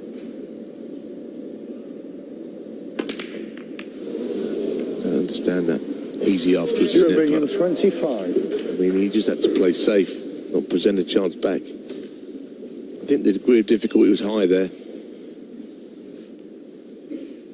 Those plants look easy, but they're not when they're not really in line. Long way between the reds, and the final red's got to go along the cushion.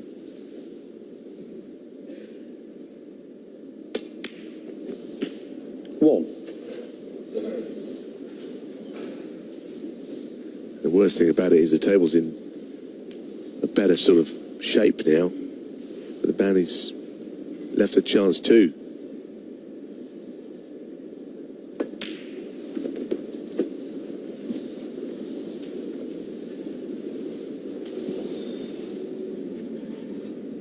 Seven.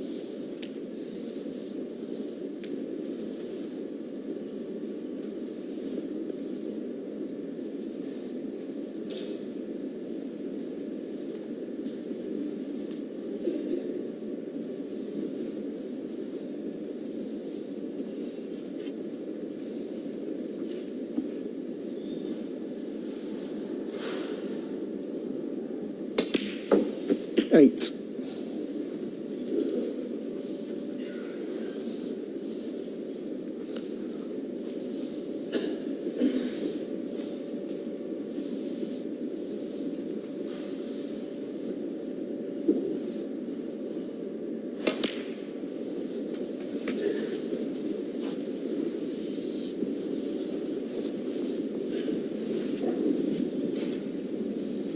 Fourteen.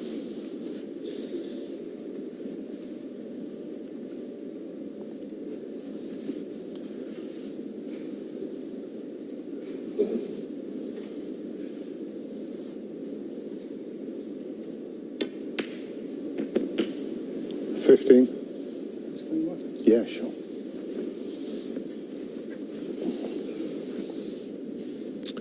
Get the feeling that the frame is going to hinge on those four reds being put in play. And now we can take that bottom red by finishing roughly where he was shaping up with the cue ball.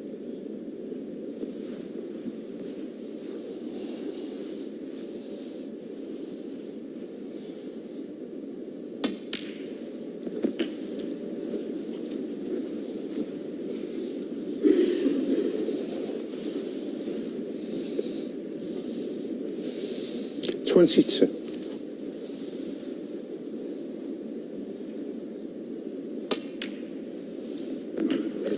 $23. Now is he going to play on the red high to the point where he pots the red and knocks the other four into play, or some of them? Or is he going to try and cannon them into play from a colour?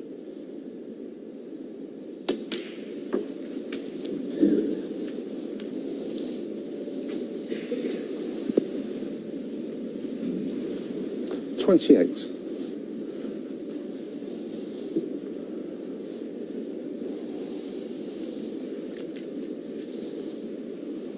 Well, he's a bit straight to go into them here. If he can finish top side of the black, he could probably open the reds. Well, 29. He's overdone it. He's overdone it by quite a way. question is, will he still play the black? He doesn't have to.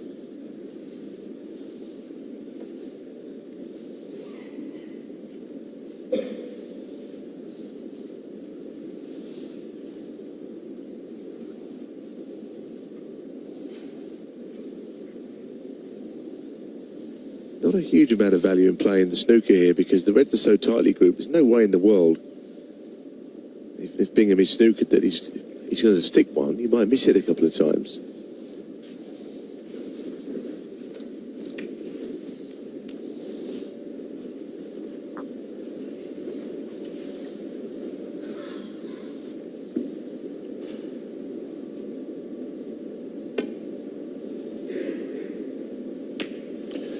Robertson, 29. Interesting that he didn't bother with the snooker. He felt that it was better to let Bingham see the reds, play the thin safety, than roll up to them out of a snooker.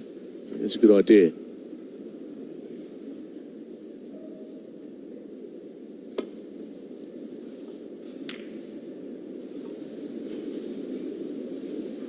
And that strategy has worked out well there for Neil Robertson. It's better to leave him thin safety than the snooker escape.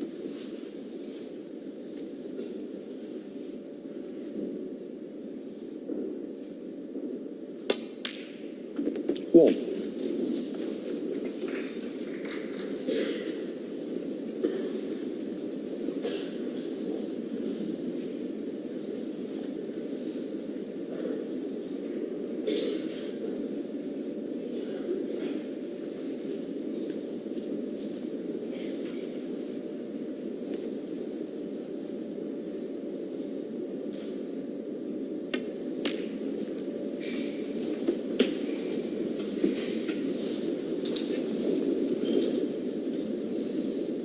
Eight. 16 points in front, so needle 3 reds.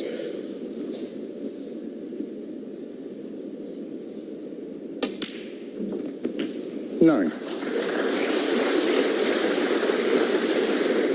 Well, he hit it a little thick, so the cue ball didn't go topside of the black. This is now the longest frame of the match and feels like the most important.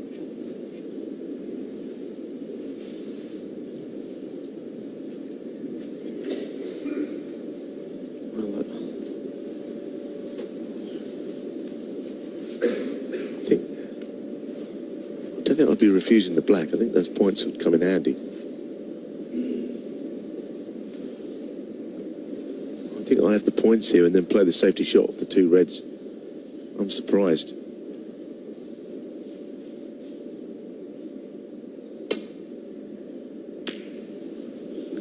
Neil Robertson, 9.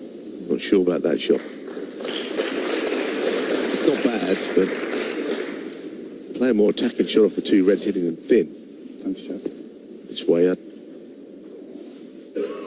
still 17 in front.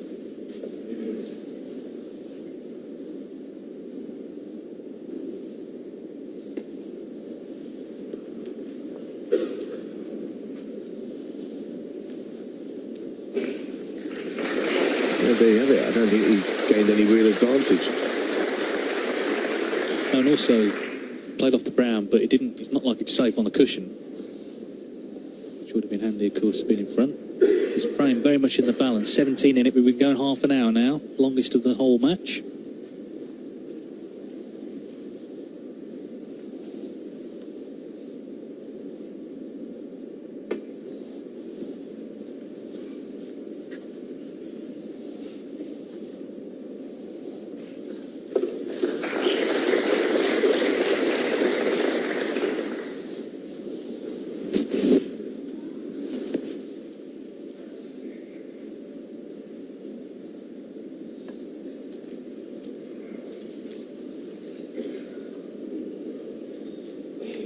Foul.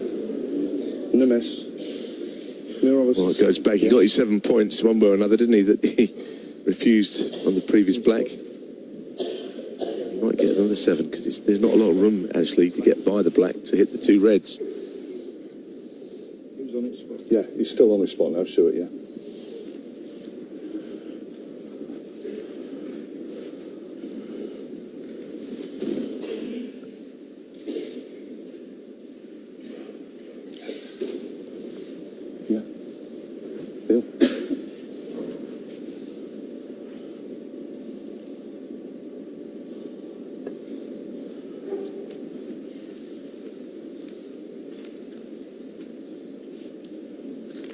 nicely done this time. Perfect line, actually. That was a very good shot, wasn't it? I know he missed it the first time. I think it was a good shot.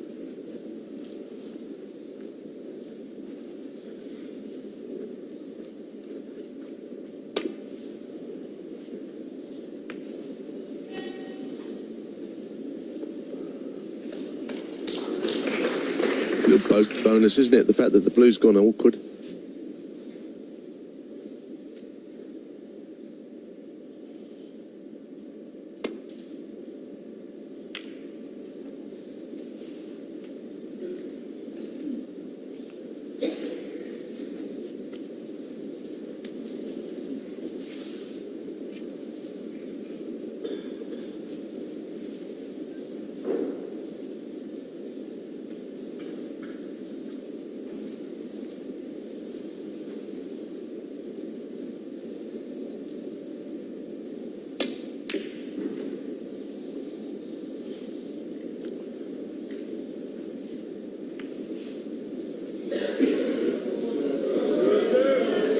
Just awkward queuing.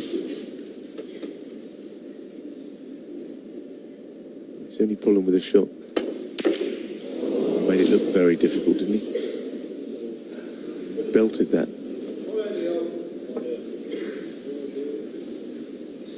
He just hit it all wrong, didn't he? Anywhere near the pot. Ball's flying around everywhere.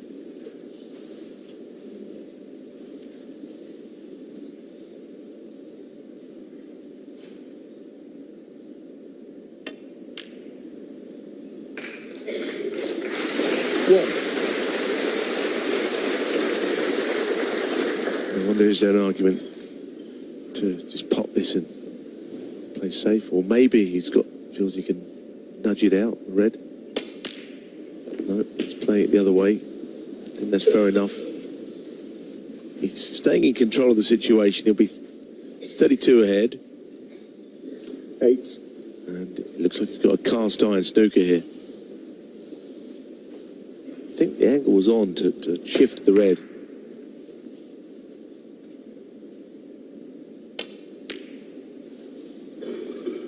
Neil Robertson 8.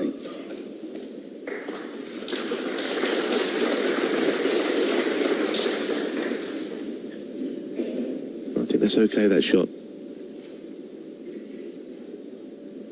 32, the difference 35 on. Obviously Bingham needs to hit the red, otherwise he needs a snooker. If he leaves it on, it's frame over anyway.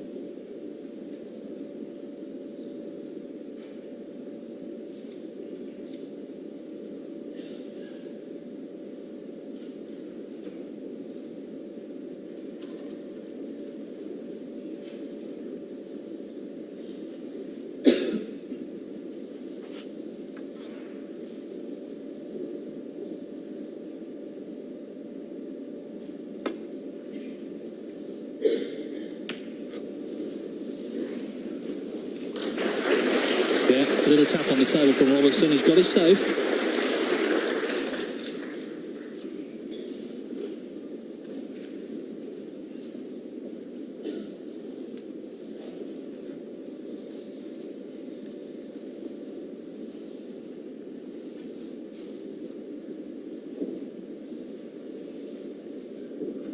Well, you can see frame time 35.5 minutes. Longest of the day. So trying to get the white in behind the green. He's got him again. Turning the screw. Same scenario, has to hit it, can't afford to leave it on.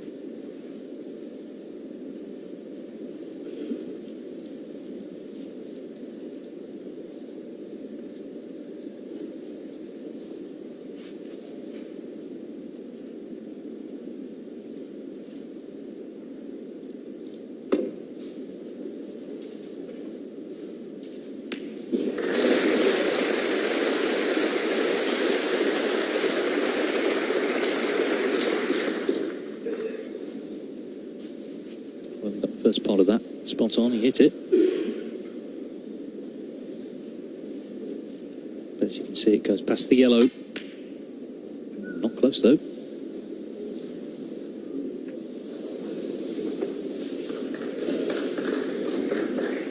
played it heavy safety in mind. Robertson in control of the table.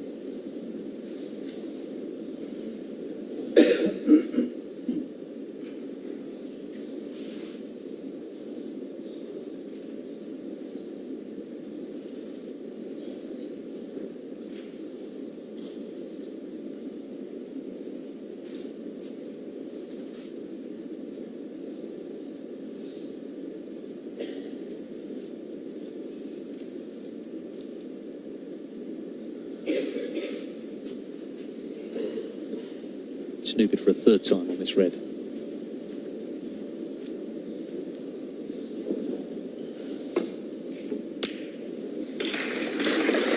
An escape for a third time. It's good, well, a good escape, because he could never have known he was going to go in behind there, but there's a very big contact on the red. It's very well done, and it keeps his hopes alive.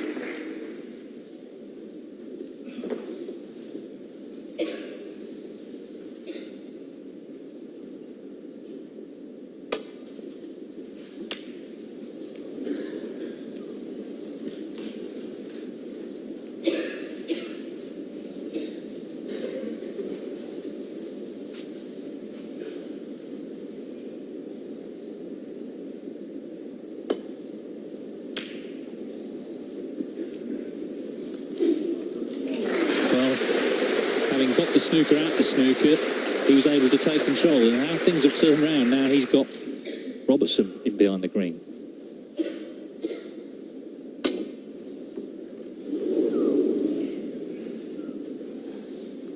Foul. A little surprised he missed it, actually. Stuart Bingham 4. Get another chance to play it better. You might want to play it at the same angle with a touch of right hand side, which will swing it down a bit further. I'm not sure how much further down the cushion he can actually aim, but missing it one cushion was a slight surprise.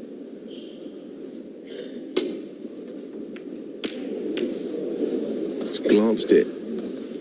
Could be in another snooker here behind the green again. I think there's a lot of balls that could cover red to the cue ball here.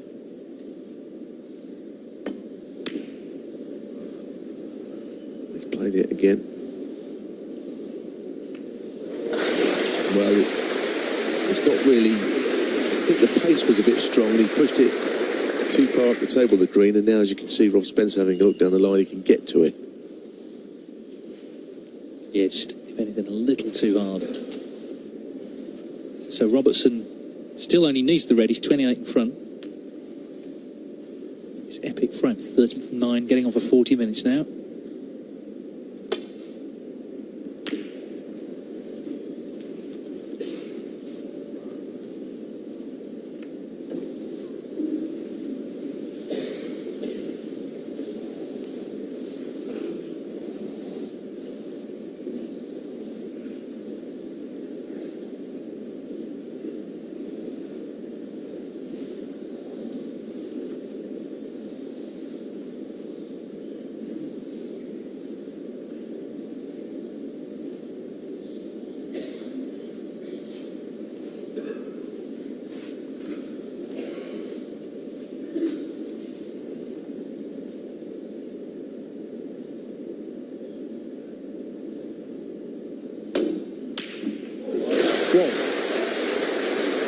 What a pot that is. Superb. When you consider some of the balls that have been missed today, that is an absolute pearler.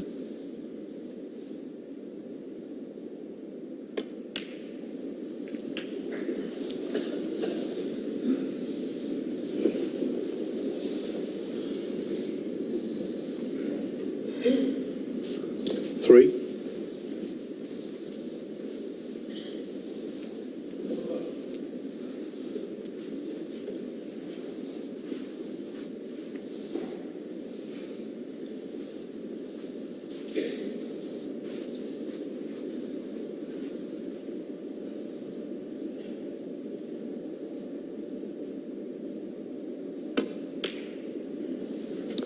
Five.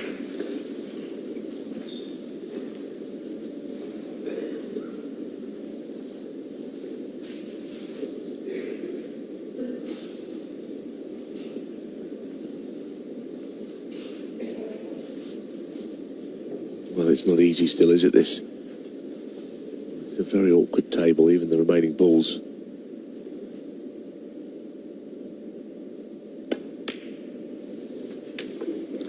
Eight. What does he do here? I mean, he can always play the snooker. He might play both. Snooker and pot to the bottom. Feeling that was the way to go. I wonder if he might go for it and probably behind the blue, but he's probably not on that blue. It's some frame, isn't it? Like you say, 42.5 minutes now, and even though Robertson's 20 in front, it feels like a slender lead now where the balls are. I don't know who would you rather be? Probably Bingham. And also, it's going to affect the mood clearly at the interval. Whoever wins it goes in elated. Robertson will be 8-4 up. Bingham, if he won it, suddenly within touching distance again. Of course, the other thing to say here is if he does hit this, he might pot it. That would be frame ball.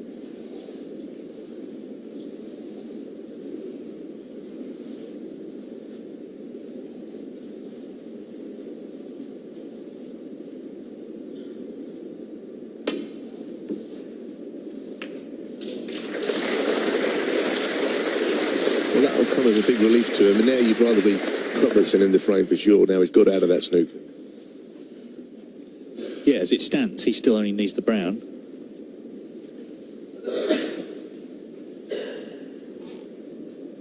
Yeah, of course, with the blue not really available, it seems, unless you're right behind it. That was actually a good shot because priority had to be nail the brown to the cushion.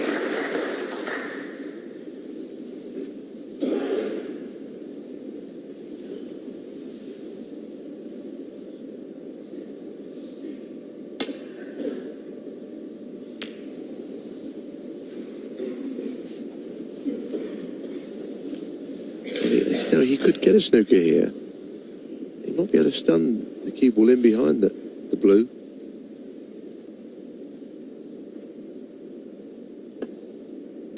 He's played it that way. The trouble with playing it that way is the brown was always going to come the wrong side of the table.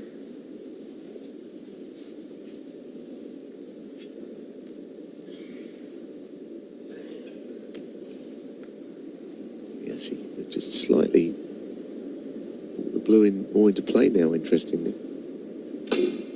So that part of the shot might be quite good.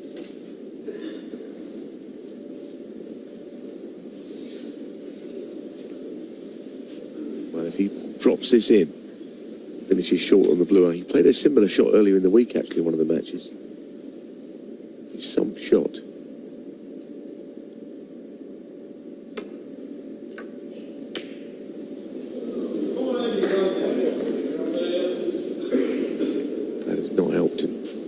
That has given Robertson all the assurance he needs here. The fact that the blue's gone safe means it just takes the pressure off this shot, which is frame ball. 45 minutes this frame. Robertson pots the brown, then Bingham needs a couple of snookers. Hang on, he's going to bring the blue out, is he? Well, that changes things. A little surprised he never punched that in, you know. Cued down on a little bit and punched it in. I think he'd have got it with a bit more pace than rolling it. 4. It's an amazing turnaround, isn't it? Not only did he miss the brown, he developed the...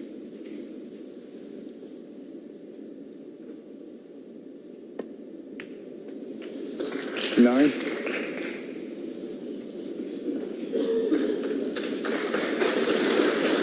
Well, he's hung on and hung on. I mean, he was snookered 3 times on the last red. Any time there, he could have either missed, would have needed a snooker, or left the red on.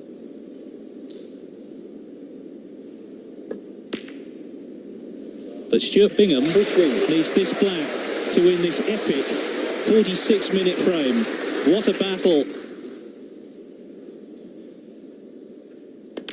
And Stuart Bingham is right back in it again. A little French fist from the Englishman.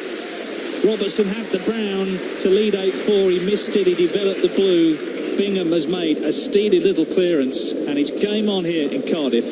Neil Robertson leading 7-5.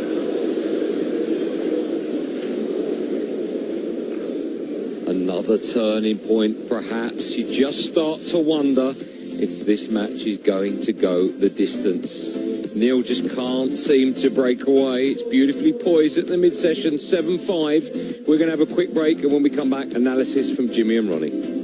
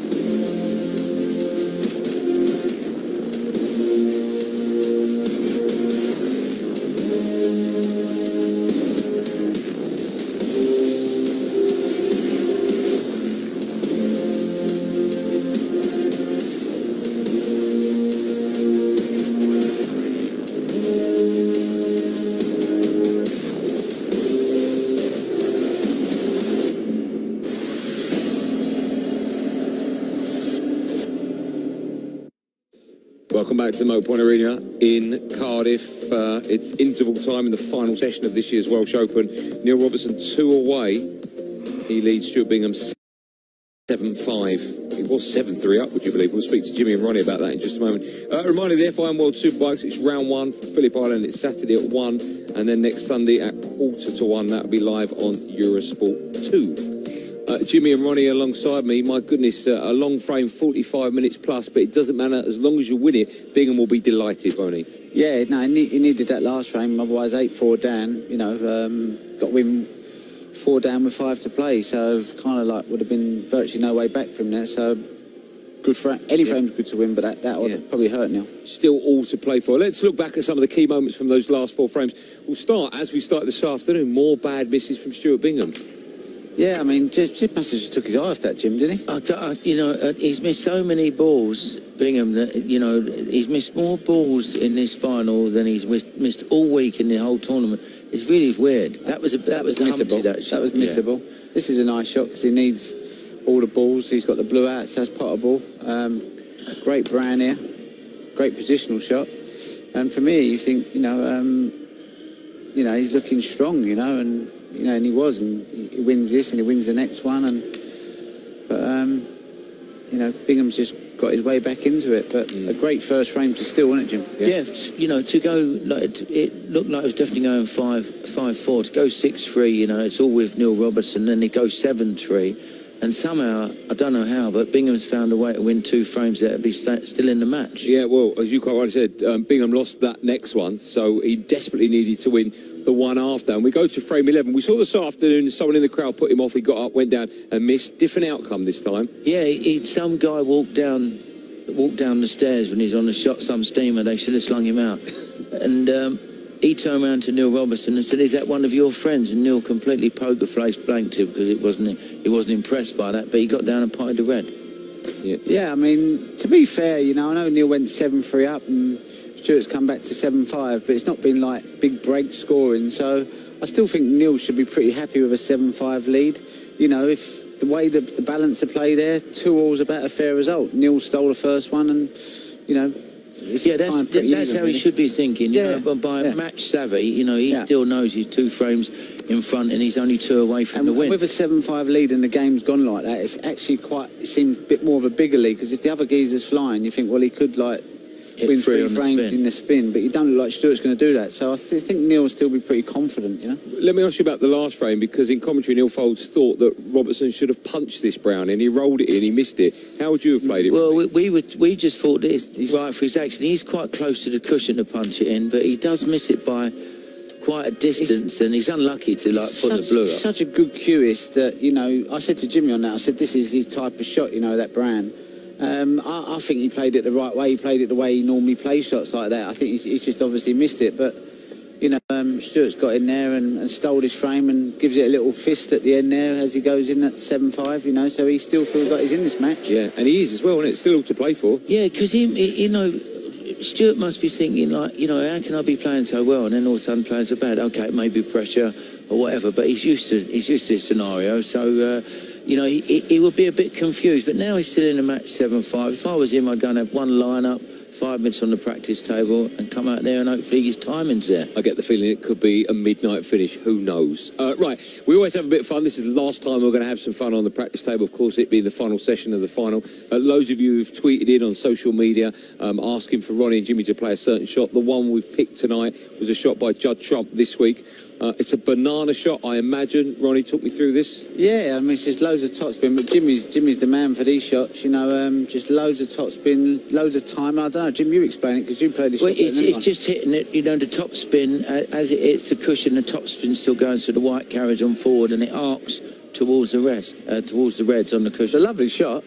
Go on, man. So you're going to have the first go. No, it's not just about blasting it hard at the top, is it? It's a timing, I imagine. I've never been really any good at these shots. I mean, Jimmy's the best in the business and Judge, you know, so I'll give it a go. But it's a lot of topspin.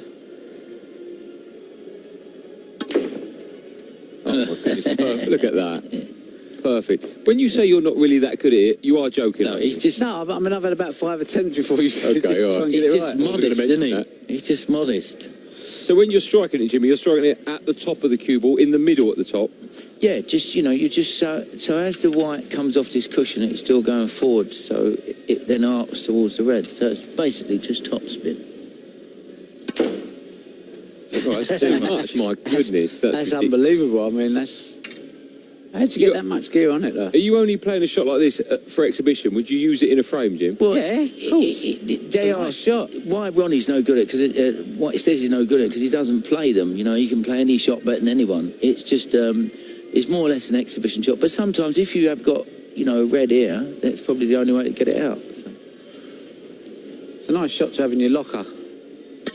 Oh, that was with a miscue. Cue, yeah? Miscue. Bad workman, Jim. Do you want to have a go, Ant? I'll have one more. Right, go on then.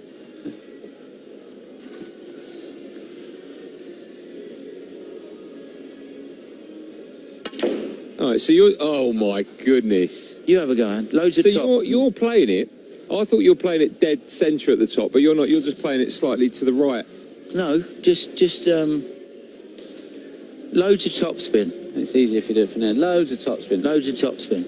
Okay, am I hitting it? Am I blasting it? You're in it as high as you can on the cue ball and blast it as high. Don't let your cue come up in the air, though, and keep down the shot. There I go, Andy. I think we'll leave it there, shall we? That's quite good. You happy with that, Andy? Could have been a lot worse, couldn't it? Good work, good work. And thank you so much for sending all your texts and tweets in. I hope we picked the shot that you chose. If not, we'll do it next time. We're going to have a quick break, and when we come back... one player will be lifting that up a bit later on at some stage tonight. At the moment, it's Neil that has the lead. He's 2 away. 7-5 is the score. When we come back, both players will be out. They'll be playing to a finish.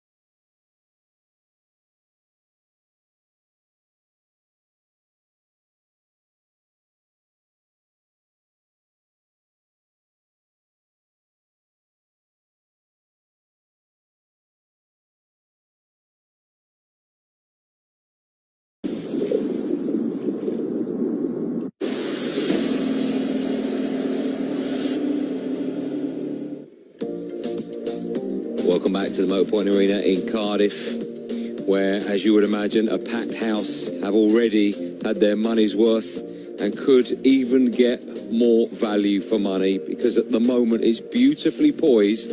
It's Neil Robertson that leads 7-5. It's the first to 9. The way things are going, who's to say it won't be a late night finish and a 9-8 either way? Who knows? We've seen it before. I'm sure we'll see it again very, very soon. Ronnie and Jimmy alongside me as always. What happens now then? What do you think both players will be thinking, sat in their dressing room having a nice cup of tea? Yeah, I mean, obviously Stuart will be talking to the Griff. Griff will be trying to give him some words of wisdom and trying to put some logic in there. I think Neil just does his own thing, sits down, he's pretty focused on what he needs to do.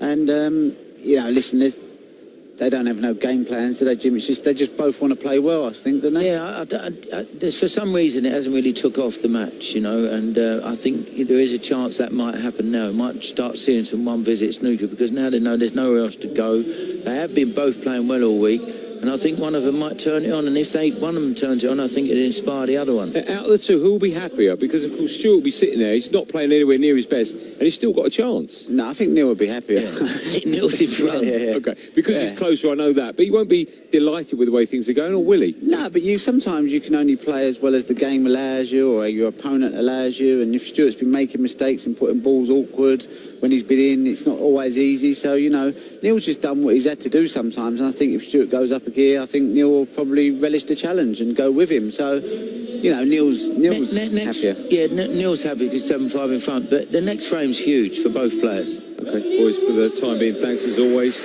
And we'll hear more from Jimmy and Ronnie and Neil at the end of this match. But as you can see, both players walking back into the arena. Something big's going to happen tonight. Robertson needs 2, Stuart needs 4. Let's hand back to your commentators, Neil Folds alongside David Hendon. No more intervals then. The Ray Reardon Trophy will be going to one of these two fine players. Neil Robertson to break. In the next hour, or maybe a couple of hours, depending on how long it takes. There's a possible 5 frames to play. Neil Robertson, as he was when they resumed tonight, leading by 2. Of course, it was 4. It could have been 4 again. That really tense 12th frame before the interval went to Bingham. With brown to black clearance. Doesn't sound much, does it? But there was pressure on every shot. With Robertson missed the brown initially. Bingham here cleared up. He's given himself every chance, but it is still Neil Robertson in front. 9 frames needed for victory.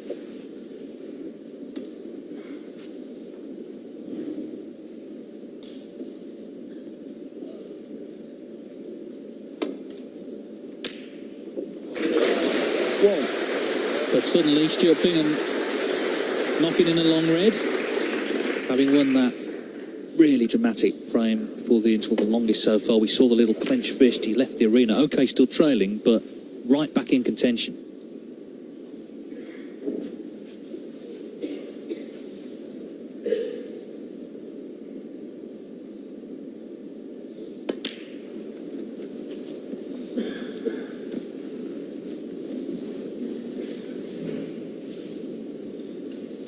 Full.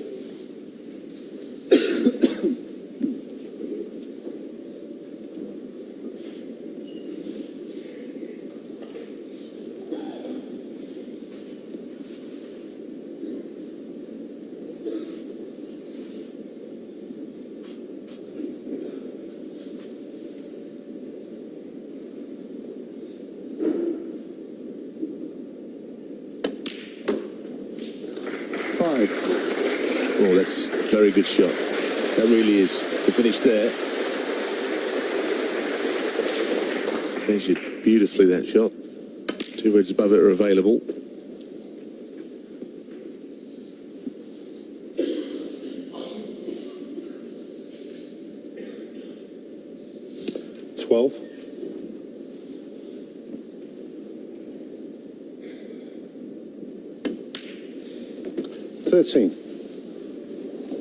Stuart Bingham came into the final having made 10 centuries this week. He made another one earlier on.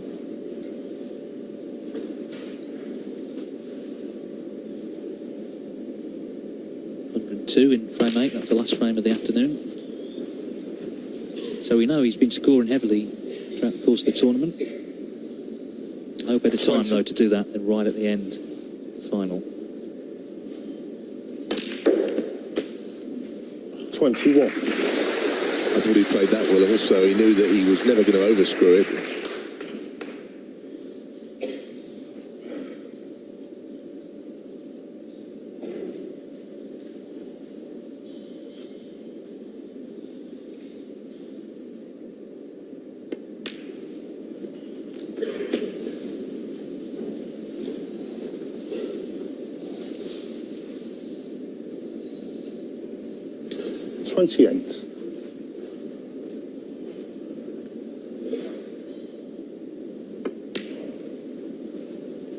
$29.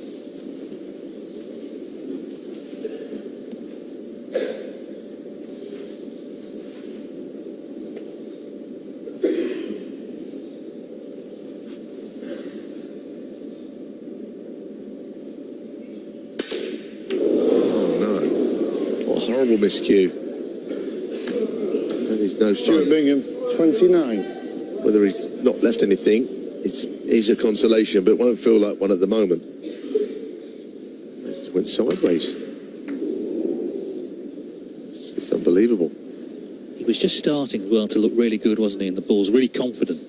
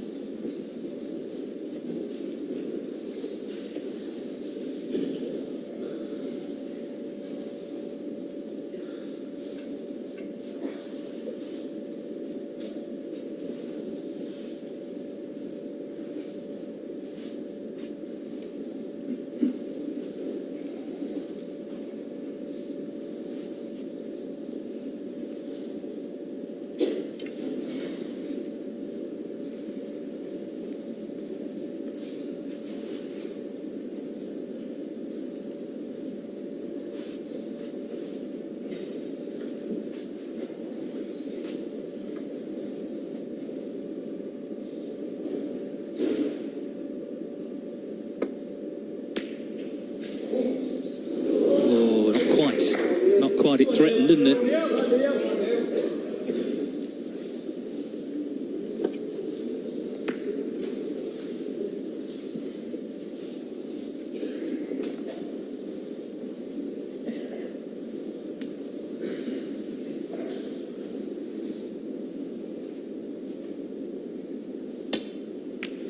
Well, he's had 2 chances in this frame already. Stuart, Neil didn't know what on earth was going to happen to the cue ball there. If he was going to play like that, he'd like to hit it even harder and gone through the bunch even more. Somewhere out the other side.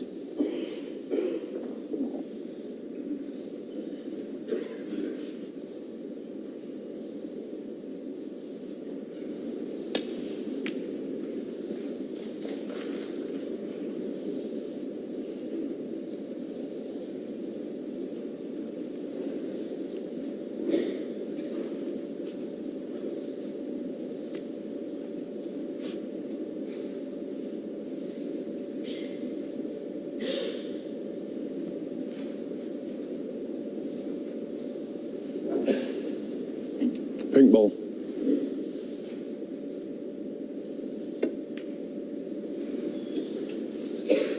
Neil Robertson 1.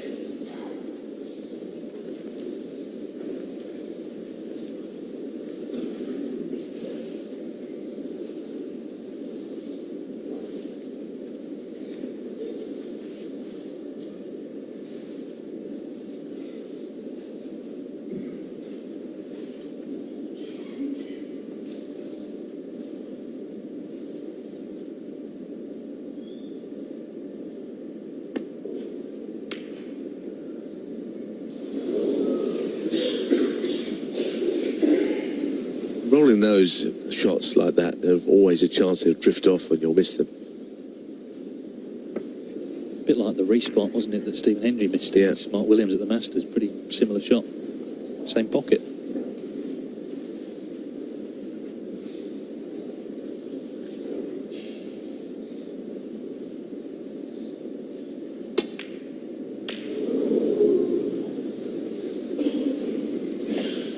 Well, it was a very thin cut, but he hit it at not much thinner than quarter ball.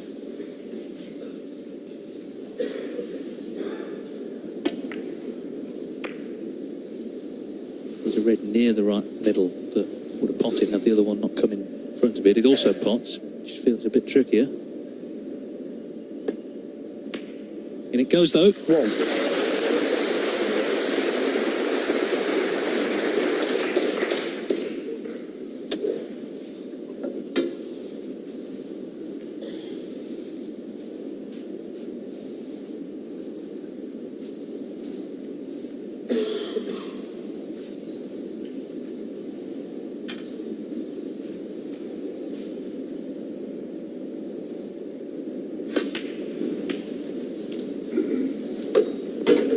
So in again, 36 in front in this 13th frame.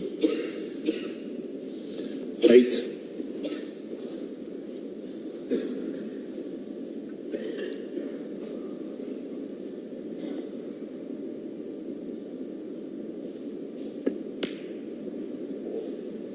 I think they're both pretty good at staying positive, as Ronnie said. I'm sure Bingham had a chat with Terry Griffiths and Robertson. Just trying to focus on the positives, the fact that he's still in front. He's not the sort to go and smash up the dressing room or anything like that.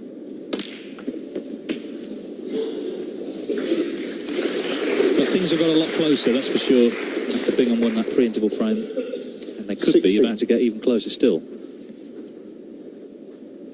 Yes, because at the moment it's Neil Robertson who looks more rattled. He's missed a couple of chances this frame. I know Bingham had that miscue. Aside from that, he's been a little better. Missed that red to the left middle as well. But there's been more mistakes made today than these two have made in probably any of their previous matches. Well, the last time there was one frame in it was when Robertson led 2-1. But Bingham not too far away from pulling back to 7-6.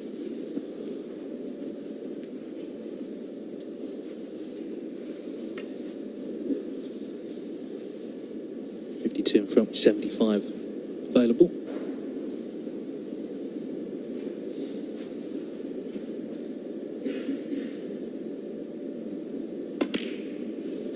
25.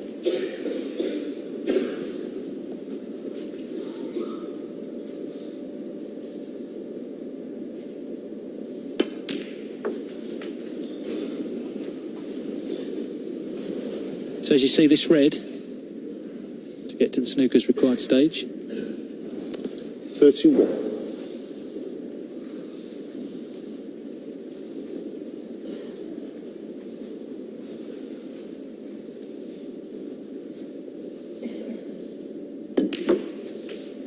And this would be 3 frames in a row that he's won in this final. Much quicker than the last one, which was 46.5 minutes. This has been going just 11.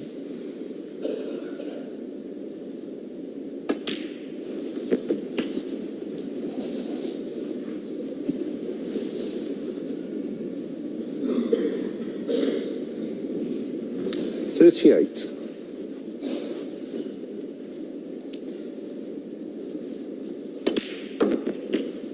39.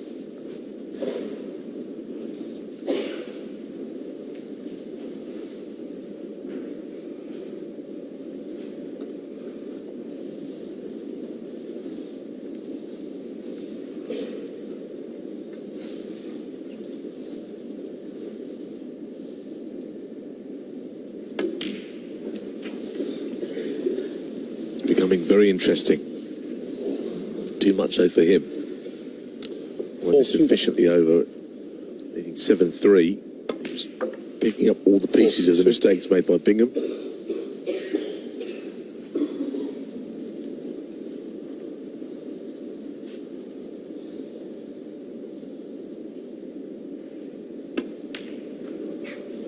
Yeah, it's one thing, wasn't it, to miss that brown, but the fact he brought the blue out into play and left it possible was a real double whammy in that previous frame. Yeah, I mean, I did say at the time I thought he should have stunned it, but actually, having seen it again, I'm wondering maybe that wasn't quite on. Anyway, it doesn't matter. Stuart Bingham, 49. No, Stuart Bingham has dominated this frame. Robertson potting just 1 ball, so this final continues to turn round. It's 3 on the spin for Basildon's Stuart Bingham. Neil Robertson leads by just 1 here in Cardiff. 7-6.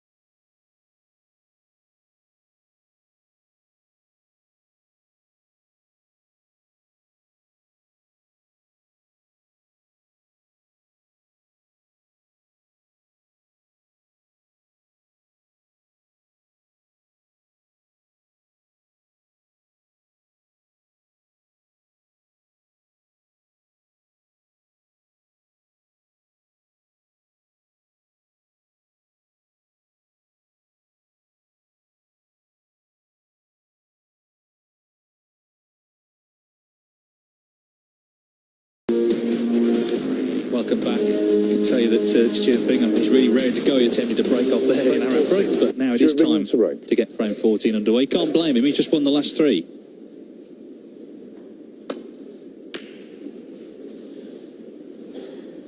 It's all of a sudden he's raring to go, isn't he?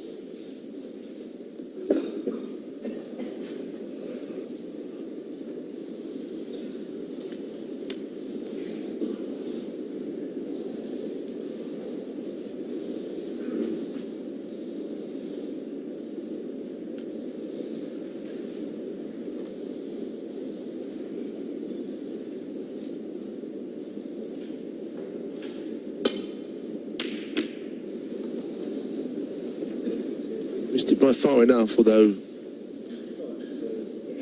left anything. I'm reminded by CJ Demui, a big snooker fan, of a niche stat. We were actually talking about this the other night. These two are the only players who've won the World Championship at the Crucible and not lost in a final of the World Championship. Not to say, of course, either of them won't reach another final.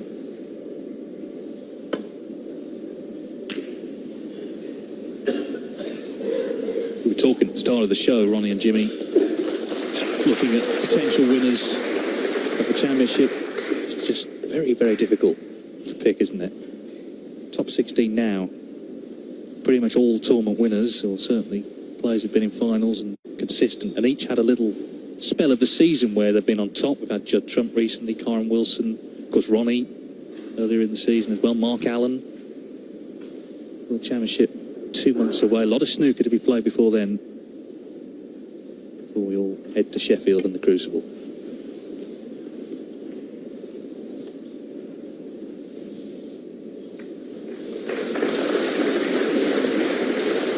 Teaching Welsh.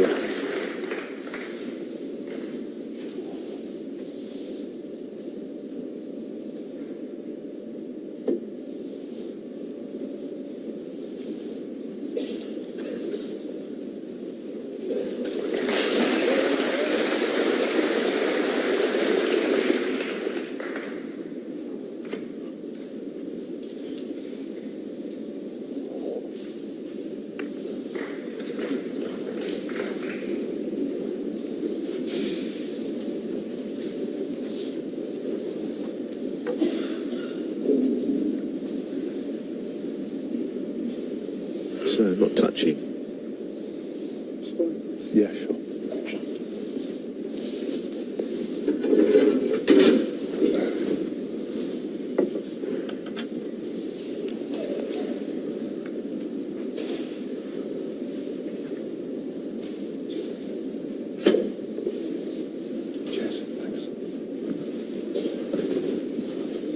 Steve Davis got very exercised on social media about the spiders and everything. Never quite sure Steve exactly how serious it'd be, but suddenly got involved in a discussion about it all.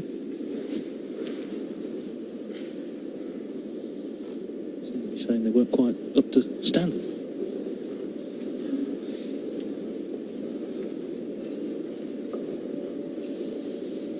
That certainly was.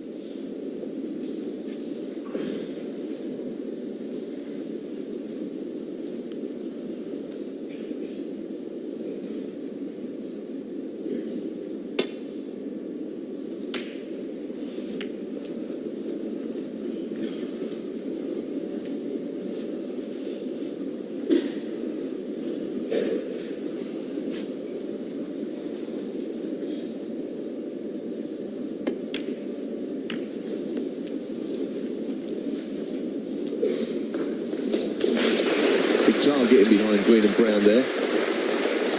Well, the bunch are tight enough where you'd like to think you'd be able to roll into them without too much bother. Don't know whether he's got the left hand one cushion escape. Yellow could be partly or completely in the way.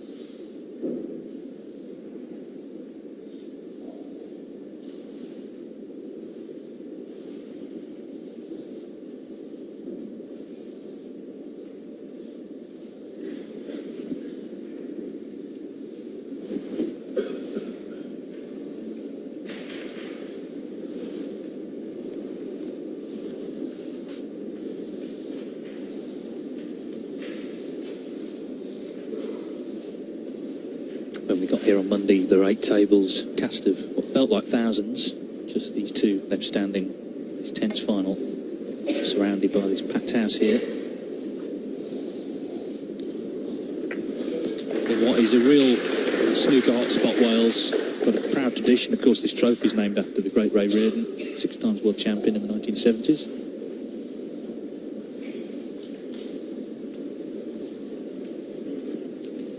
Terry Griffiths, who's in Stuart Bingham's corner, won the world title at his first attempt 40 years ago. First season as a professional.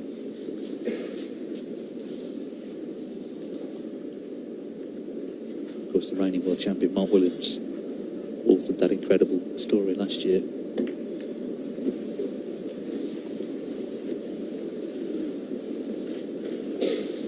That said, all the Welsh players actually bombed out before the last 16 this year. It was not a happy time for the Welsh contingent playing in the event.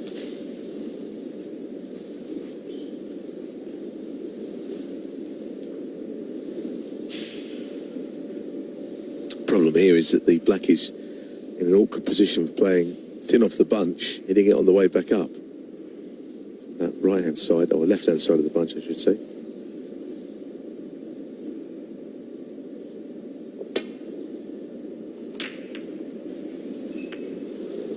Exactly that. I guess it could have finished worse. The red on the black spot is on.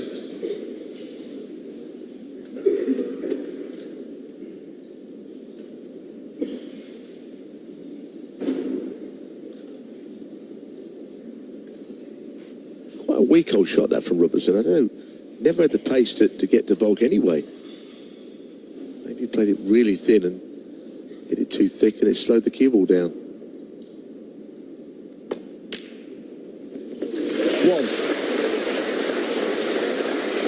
Perfectly judged shot on the red. Position is even better in the pot.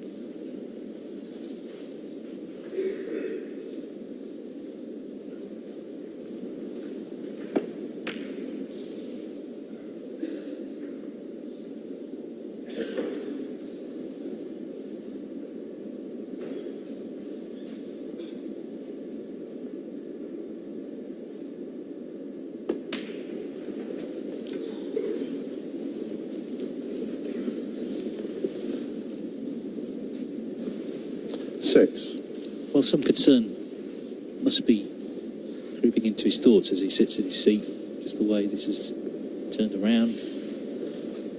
Because at 7-3, must have had visions of being doing his winner's press conference by now. His hands on the trophy and he's checking back pocket.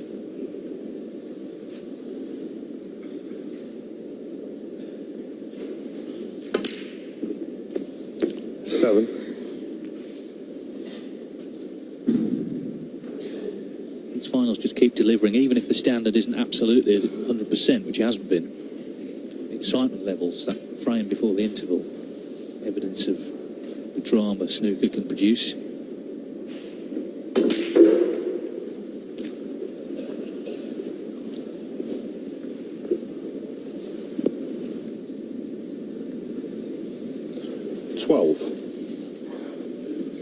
Well, has he got on a red here? Maybe on that bottom one in the bunch, it looks from first sighting that he's not on one, but I think he might be on it. Yeah, I think he can get to that.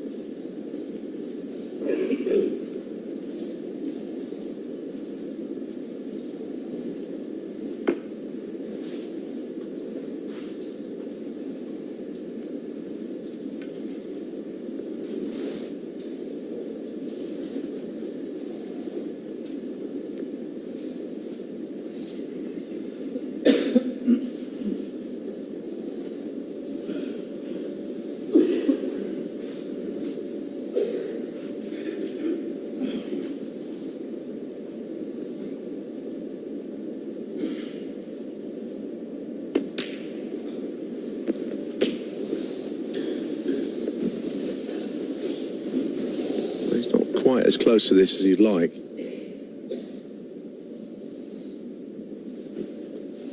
Looks like he's going to go on its own spot. Thought at first he might go on the black spot.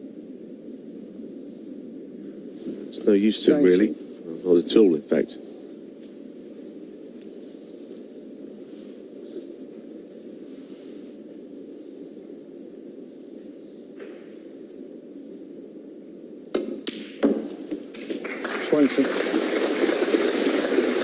Side on the blue, but round away from his side. The up and down is quite comfortable.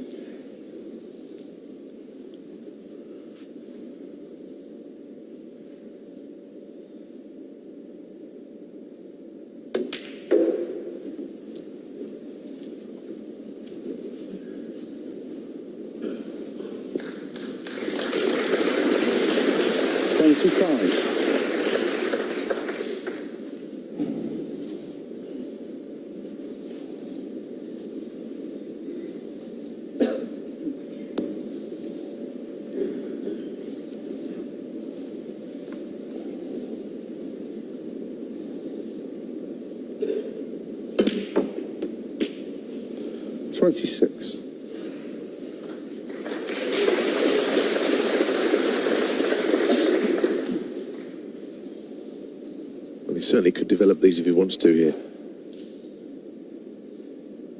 Hang on, the loose one again.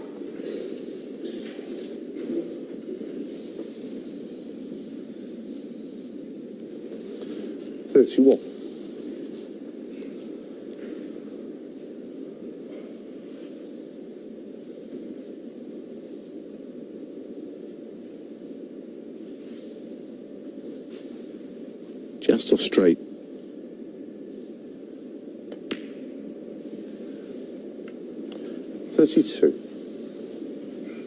Well, if he can land in behind one of those two reds in pot and the black, black will be on his own spot, then he could be away here. And the bunch have still got to be opened. Nowhere near. Stuart Bingham, 32. Starting to think that things were going to happen there. Grafted really hard for the points he got, 32. It's coming up to the moment where he'll shortly be getting the bunch open and misses the black. Might be his favourite pocket, actually, that one.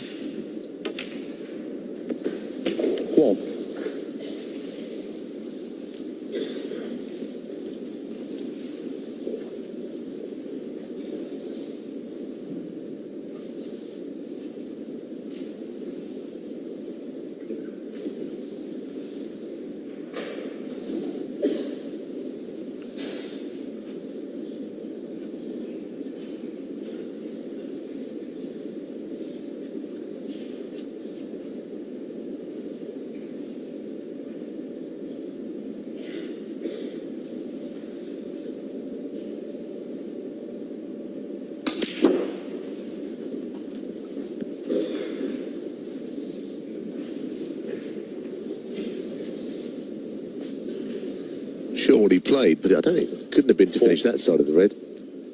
Surely the other side. Little grimace there from Neil.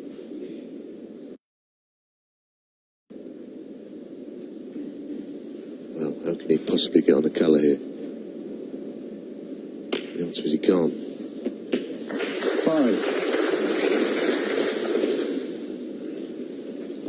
I'm interested in getting black into play here because he's a few behind. Probably a good idea. Robertson, 5. Well, that's keeping the frame tidy. 27-point deficit would be a bigger one if high-value colours weren't in play. I don't think it means a great deal if Bingham makes a mistake and leaves Robertson in. I think he'll start favourite.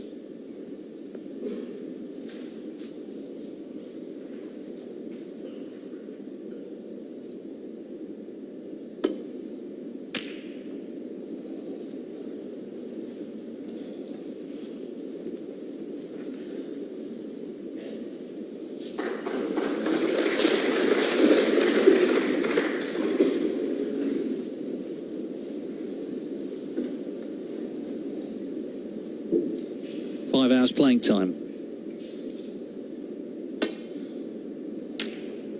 Robertson overcutting the red.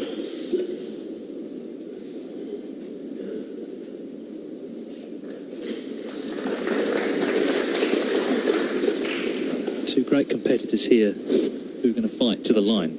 We've had 8 Welsh Open finals that have gone to a decider. They've each played in one. Robertson won one, Bingham lost one.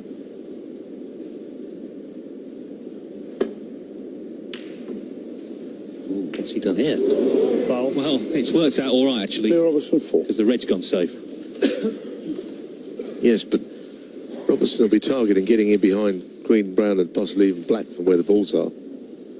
Now that the black's gone up that end of the table as well.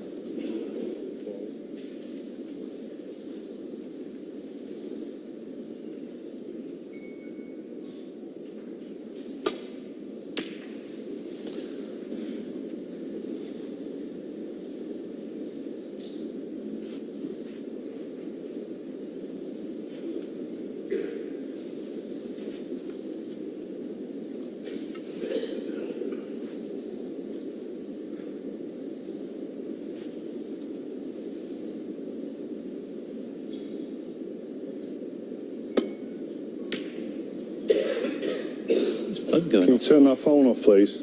Which doesn't help anybody.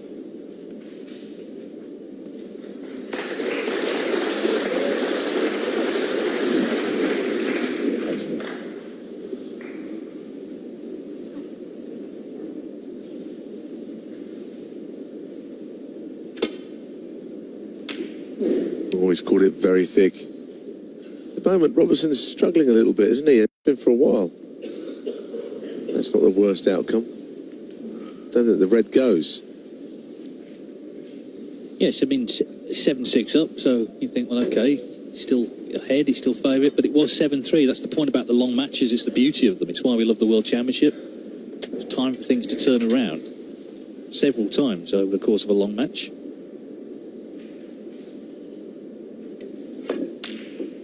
It's interesting that the new tournament, the Tour Championship in Llandudno, coming up soon, next month, matches their start at best of 17. Just 8 players, and the finals best of 25. There hasn't been one of those for 30 years.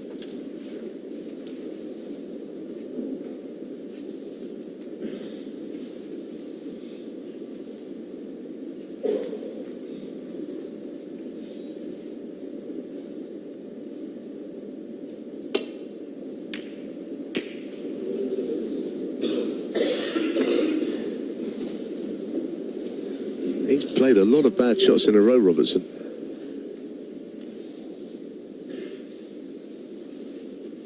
I feel like this match is turning, and it has been for a while. Robertson, he feels at some point he's going to get going again, but at the moment, all his shots are not as he's playing.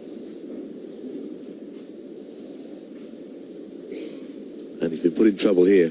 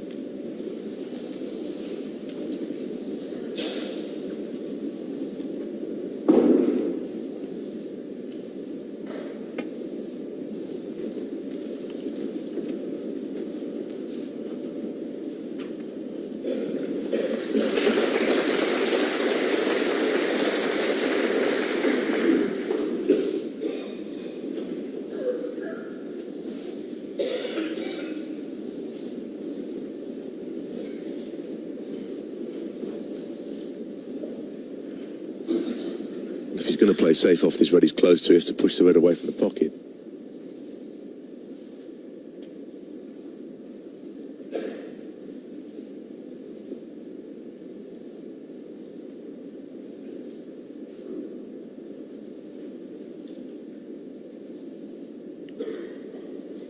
Is he really looking at the pot here? Goodness.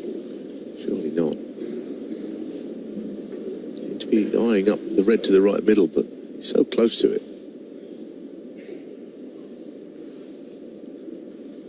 Just trying to push it away from the pocket back to that one.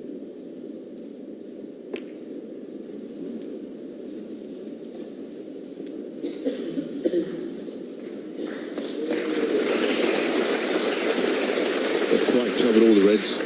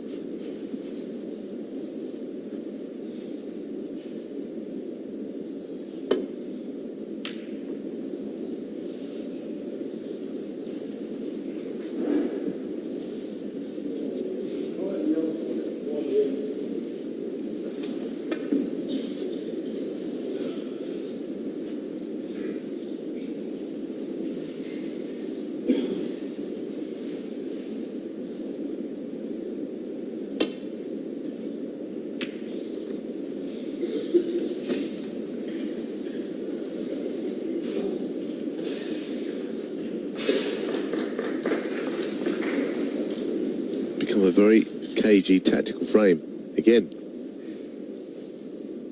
Going 22.5 minutes of it. It seems like there could be a long way to go in the frame.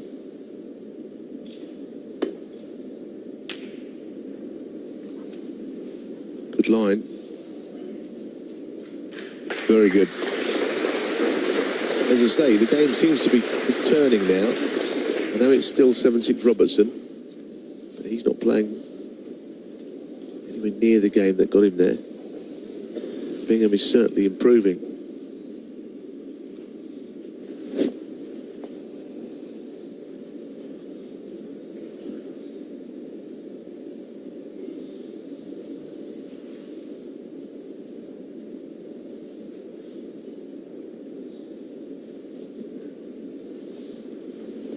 Yeah, average frame time 22 minutes basically, which quite lengthy actually. I mean, obviously we had the 46.5 minute frame, but quite a few frames have got a little dragged out, certainly early on when mistakes were happening as well. It's one of those battles.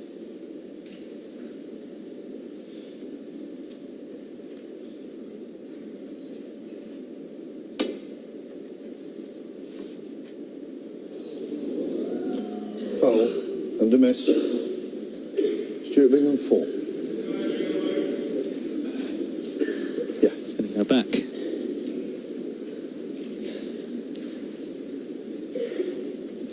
No, I'll just get the line from the cushion.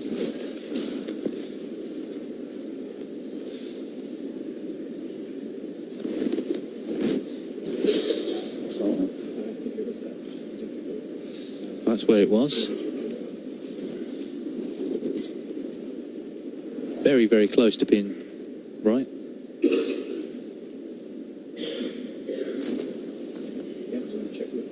Yeah, we can do if you want to. We're going to check with Paul Collier, the marker, who's looking at the freeze frame we were looking at. There's Paul.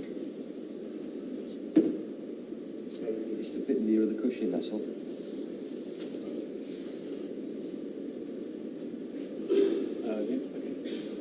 Yeah, okay, Neil. Yeah, Stuart, yeah. Well, that's just about spot on, actually.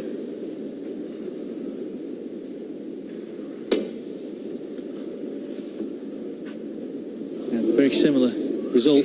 Foul and a miss. Stuart Bingham 4, yeah.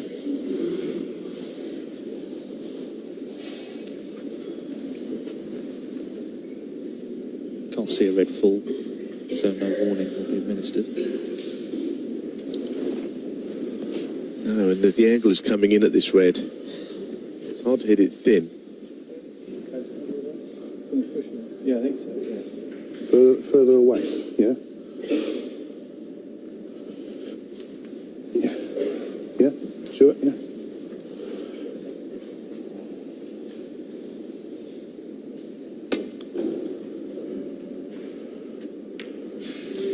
was the problem. It wasn't natural to just glance off it.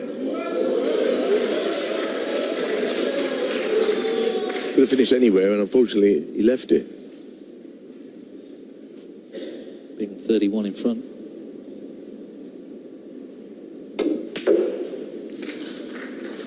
One.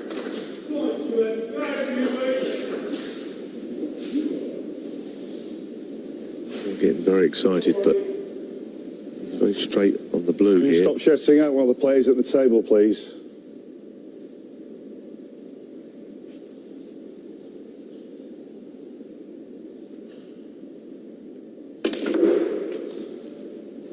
Well, this is some effort.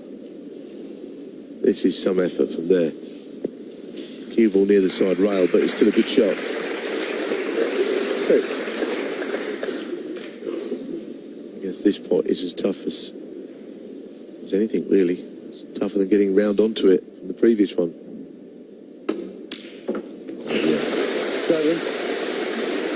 Once again, not a chance of getting on the right side of the boot to get the bunch open. So probably going to drop it in. He may even consider not going for this. Just playing. And if it was me, I think I'd chip the blue onto the side cushion in behind green and brown with the white.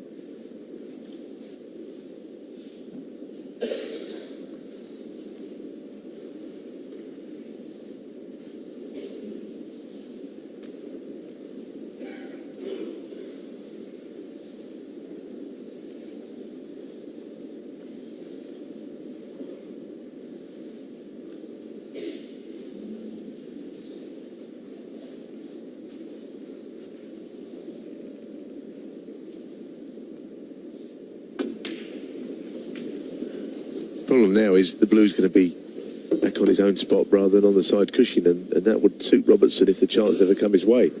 12.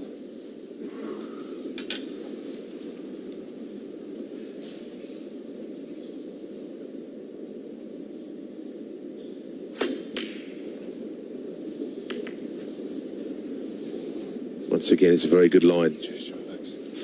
Well, that's a good shot. As it happens, very good.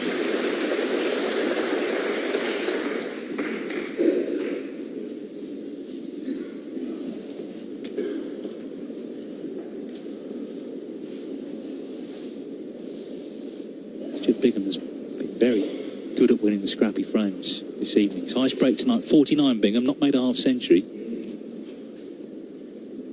But he's won the last 3 frames.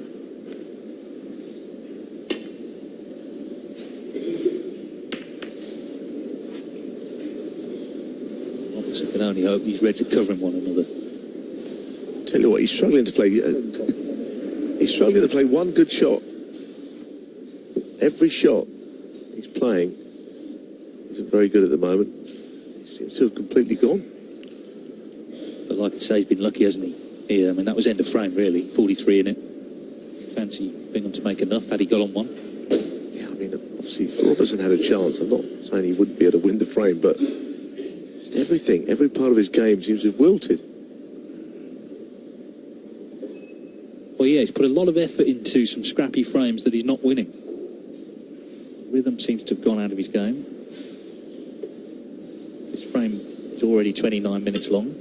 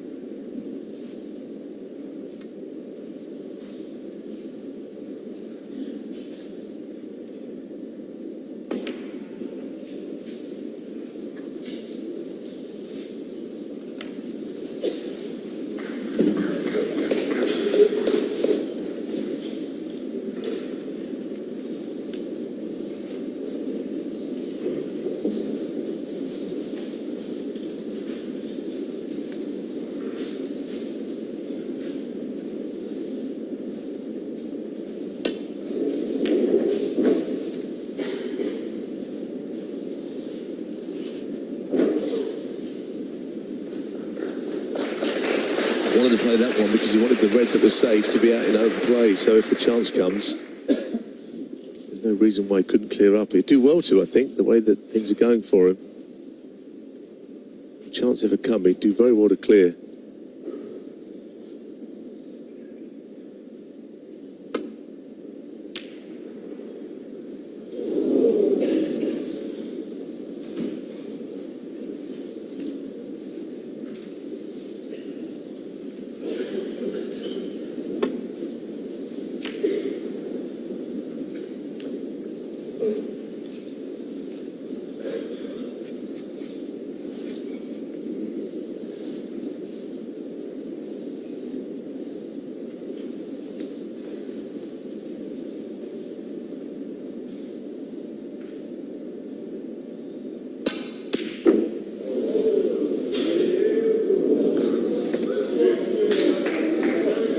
Didn't hear that badly. Another chance though for Bingham, 43 in front. This red was close. She can't seem to get in now, Robertson. Well, Bingham is in.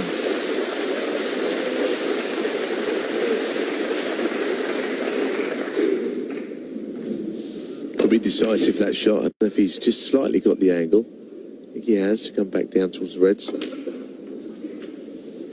Well, looking awfully like 4 in a row for Bingham. At 7-3 with the frustrated player, but he's got a bit of a spring in his step at the moment. Yeah, Robertson firmly on the back foot, unable to get in. Rhythm seems to have completely gone. 7.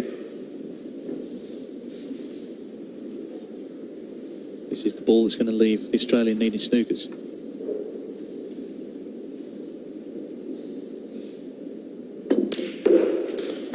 Some comeback this. He hasn't done it with big breaks.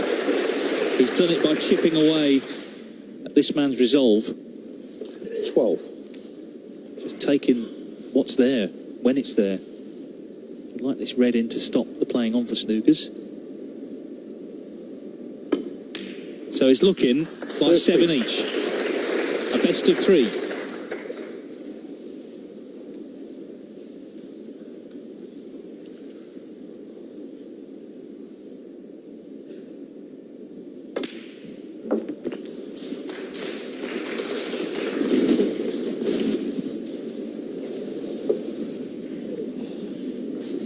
$80.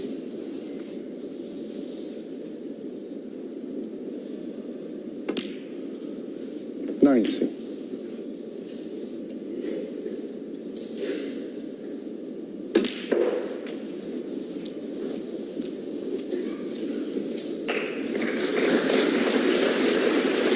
25.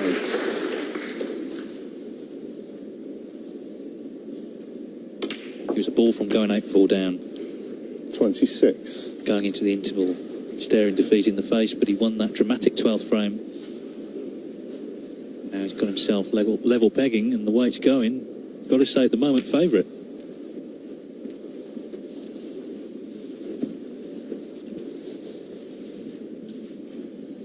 $33.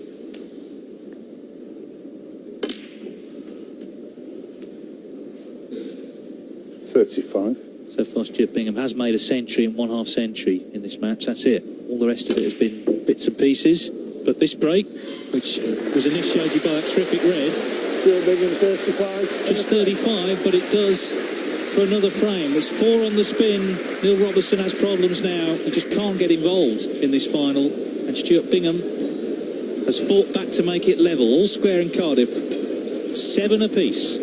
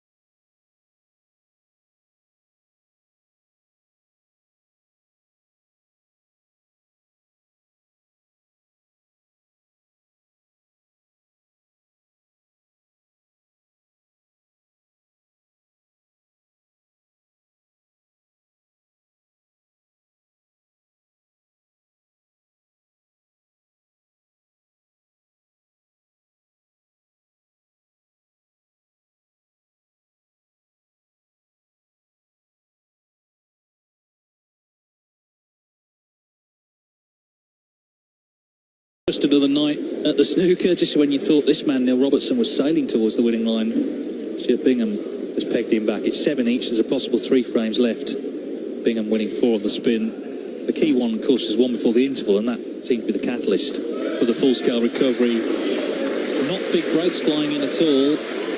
Bingham's highest break tonight, 49, but he's won the last 4. That's all he cares about right now. Thank you. Frame 15. Thank you now.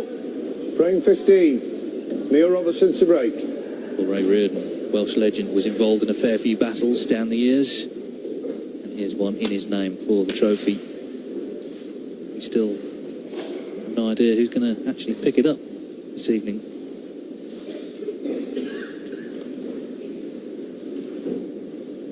It might come down to whether Robertson gets an easier chance than he's been getting, and if he does, can the earlier form return? He made that great clearance first frame of the night to steal it for 6-3. You know, he's more than capable of suddenly switching up another gear or two, but will it happen is the question. Well, maybe this is the chance he's been looking for. Immediate chance, yeah. After all that hard work, Stuart Bingham gives him his best chance for 4 frames. See what Robertson's got. 1.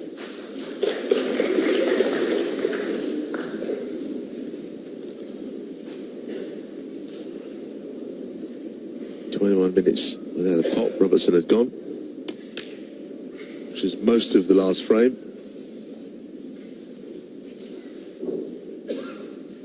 Eight.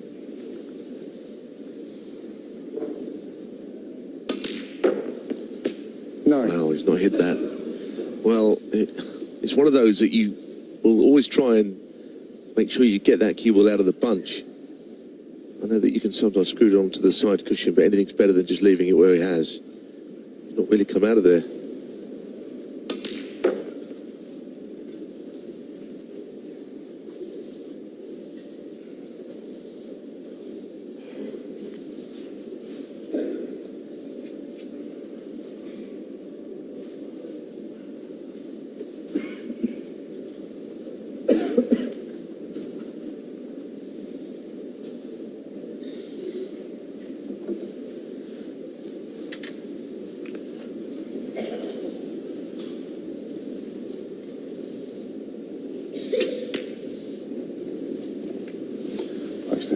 Thank you. Neil Robertson, 9.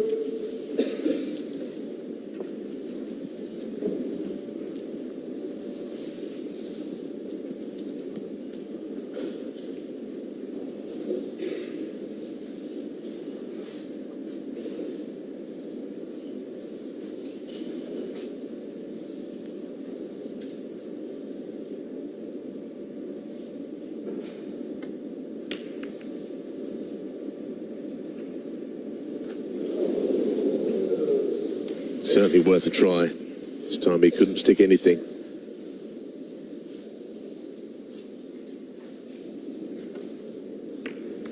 When he hit it, had a chance of going in. It fell away at the last couple of ball rolls.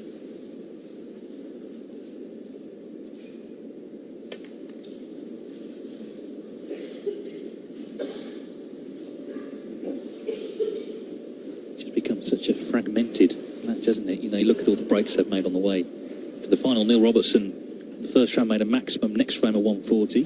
5 centuries in total coming into today. Bingham had made 10 coming into the final. He has made 1, of course, first session, but other than that, it's got very disjointed. Very, very tense, of course, as we approach the real business end of this final.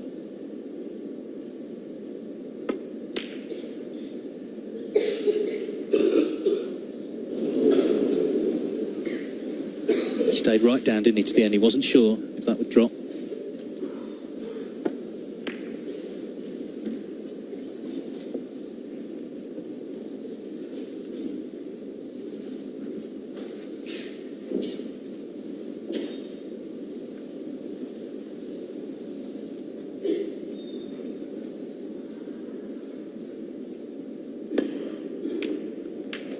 Very thin, but he thought maybe he was going to hit the red and the green, and he was absolutely right. So it was more controlled than maybe it looked, that shot.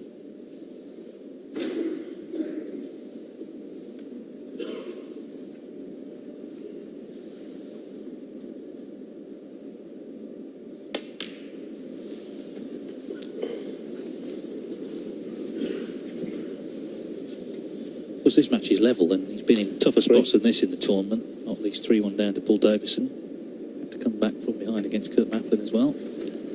4.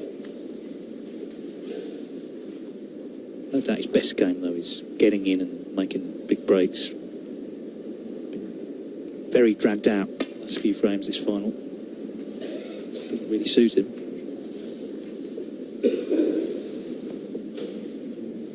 9.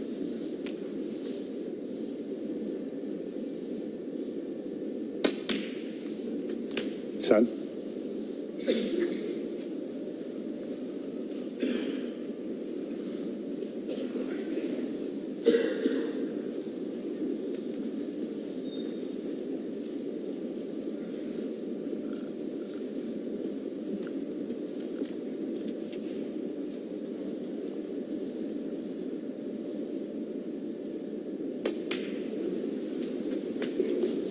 Chauzy held the spot there. Tell you what, that is not a good shot either way. That's absolutely 15. That's an awful shot. I thought he tried to hold the spot there. Want to respot it? So. No. Either way, if he tried to hold the spot, he's played it badly. If you try to go stun it down beyond the spot, he must have tensed up on it. It's a dreadful shot to end up hampered.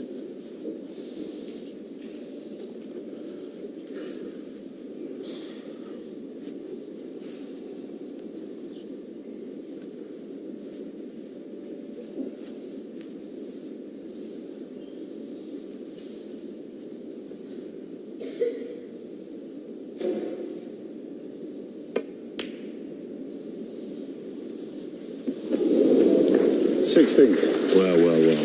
Just about made it. Must have been, that looked like it was going to stay up.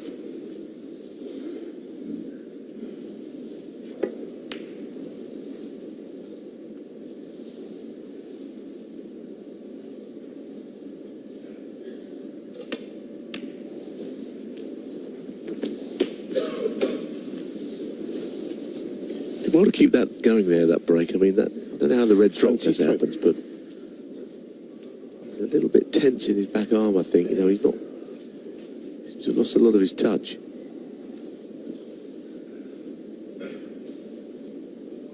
If anyone can get it back, it's him.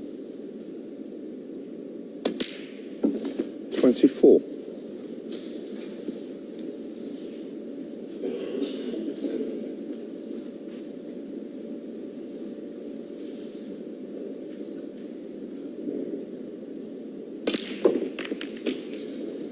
Well, somehow he's gone through the bunch.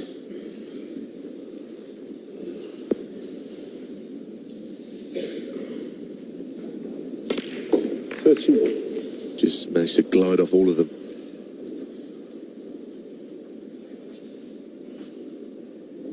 It's a good lead, but the bullseye, it isn't enough.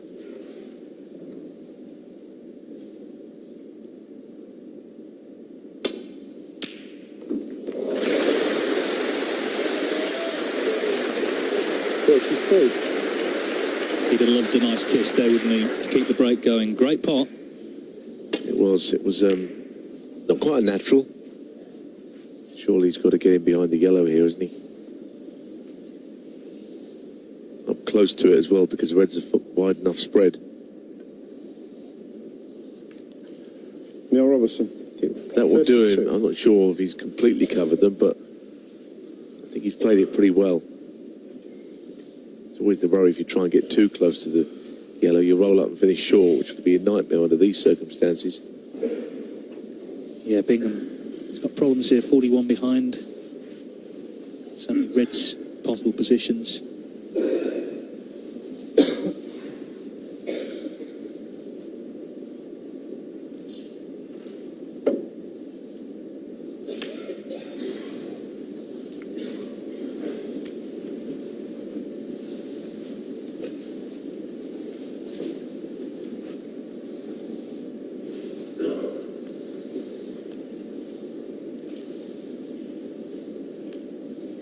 played it very calmly, Bingham there. I suppose he's got, as Robertson does, so much experience now in these big matches.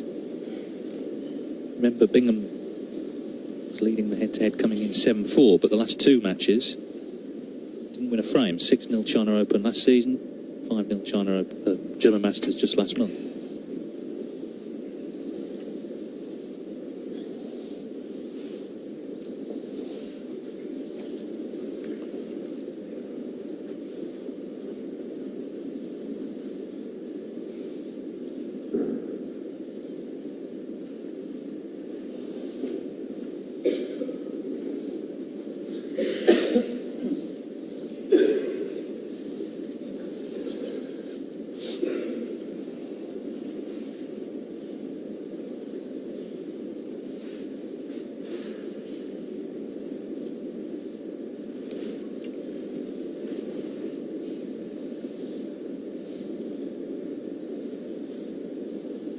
See from that shot, they really are under the spotlight, these two, aren't they?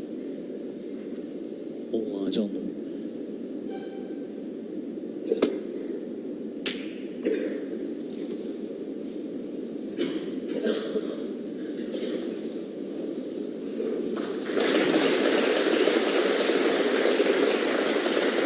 Well, that's very good, actually. It really is.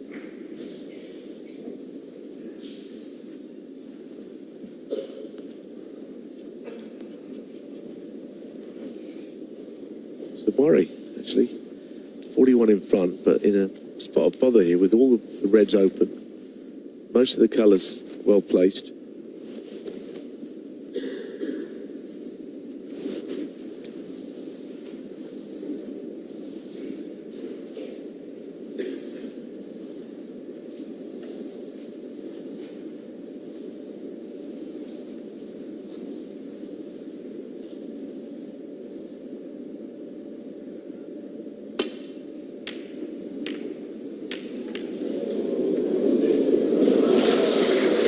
Didn't he? He needed that in. Wow.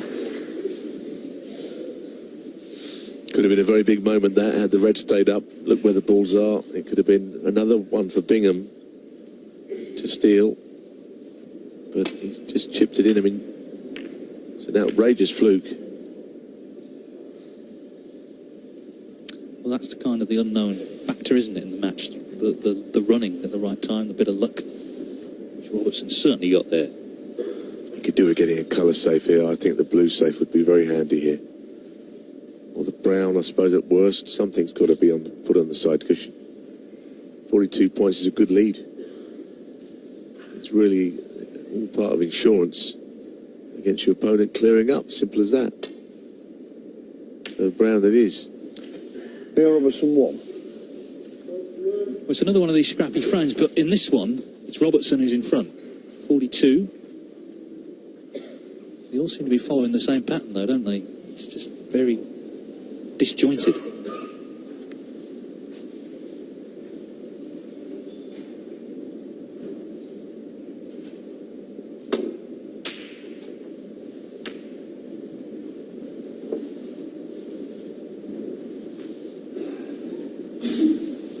It's another frame where, as it's winning it, it's in instalments, really. One of the frames that Bingham have won since 7-3 have been like that. This is seemingly going the other way. Overcut it. Now then, a chance has come this time. There's no fluke to save him. And potentially another turning point.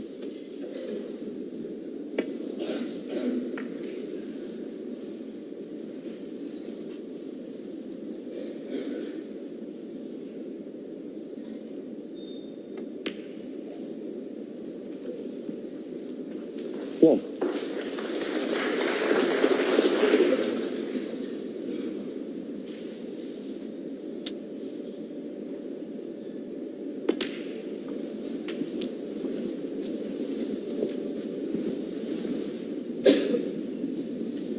Six.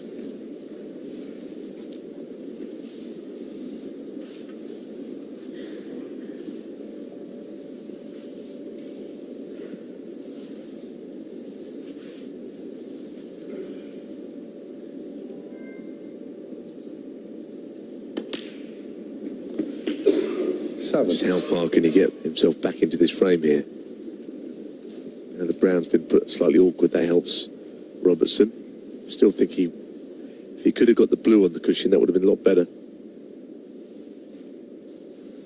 Maybe it wasn't really an easy shot to do that.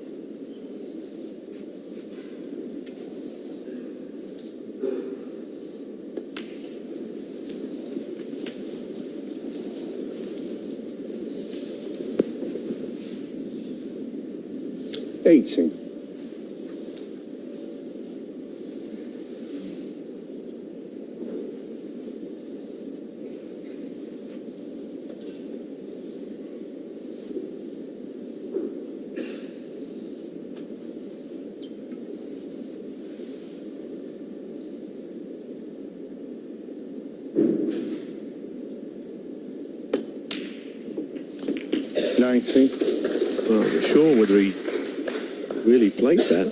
Get the short to double kiss it.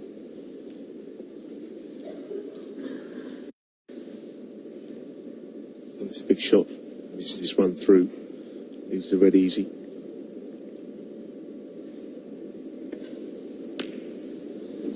Not close. That's a gift. Stuart Bingham. It's felt that the speed he had to play that really slow. It's not a comfortable pace to be playing a shot like that. You can always miss them. At least from his point of view, Robertson now needs the red on the cushion.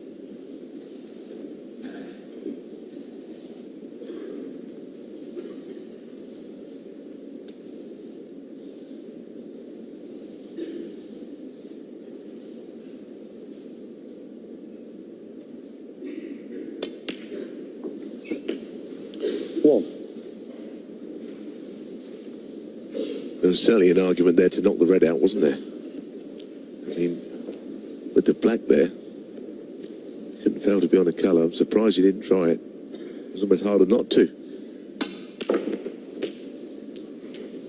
Can't think why he didn't try and move the red there.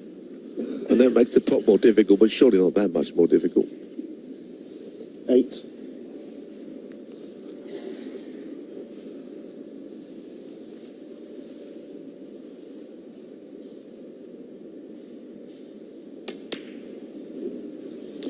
Neil Robertson, 8. So advantage Robertson. Doesn't mean he's going to win the frame. Well, it's pretty much identical, isn't it, to frame 12, where we were on the last red, which is all Robertson needed. He had Bingham in snookers. Eventually, Bingham won it on the black.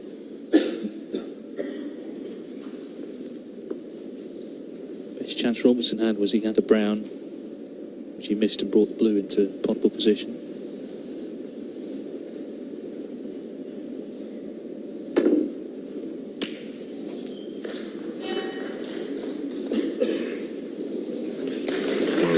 He's got the snooker, or can he get to the red? Robertson, I think, is able to pot this.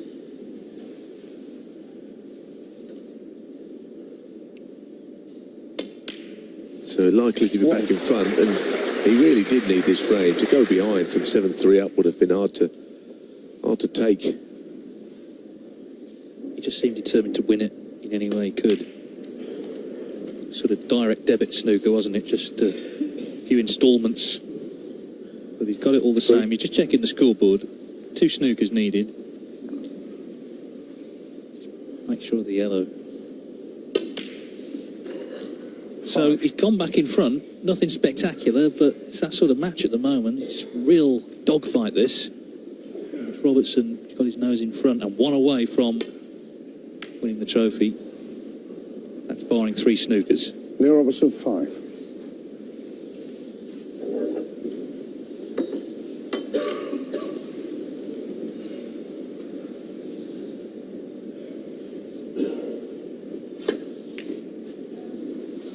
Cheers, Stuart, thanks.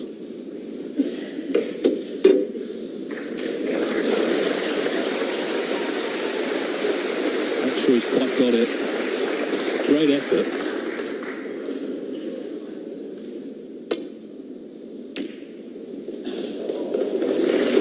It might be enough for Stuart Bingham. He probably will try and hit it. And if he doesn't hit it, I suspect the frame will be conceded.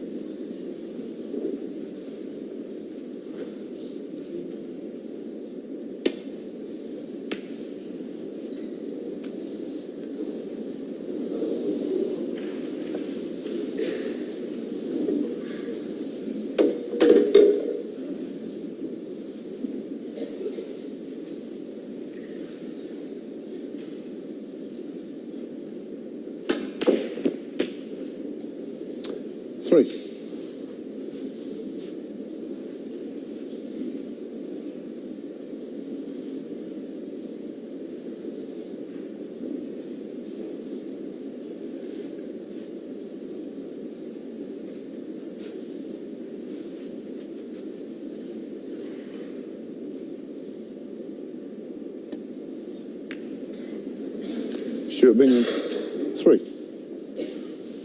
Well, nowhere near. Been a strange old final because they've not played anywhere near to the standard they were playing to get here. Keeps on playing this shot to roll it over the pocket.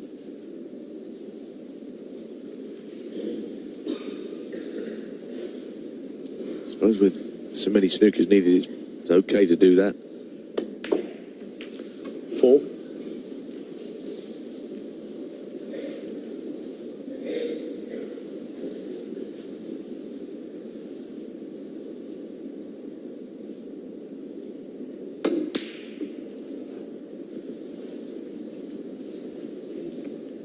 Played this well. I think there's a good chance he'll hit it. He might swerve it up the table.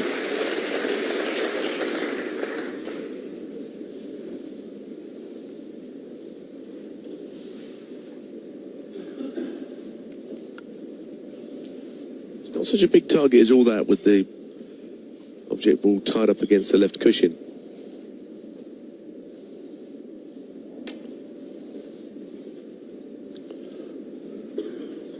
This is not particularly close because no miss it'll be called. Stuart Bingham, 5. No, but he's looking at the scores. It's interesting because if he potted the blue, it's 1 to tie on the pink. Suddenly it doesn't sound such a tall order, put that way. 5.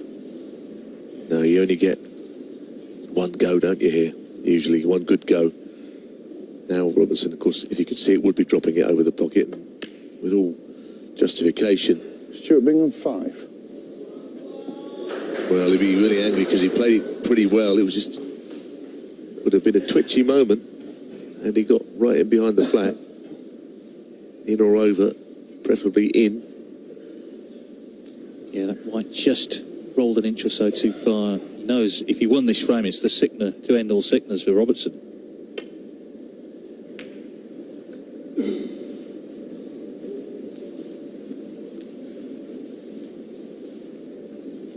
Just a half chance here, round in behind the black, because the cue ball's got to travel a long way. No.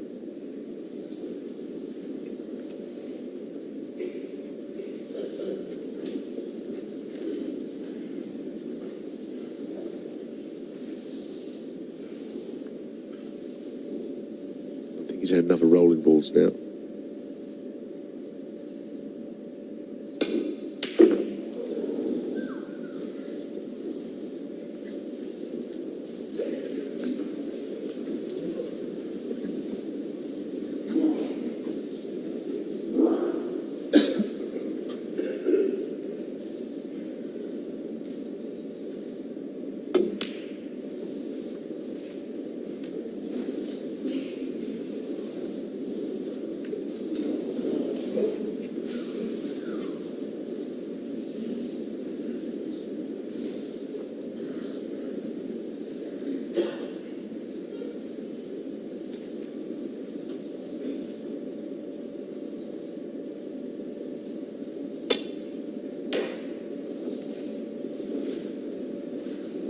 think he's a bit worried about an off there to go for the pot.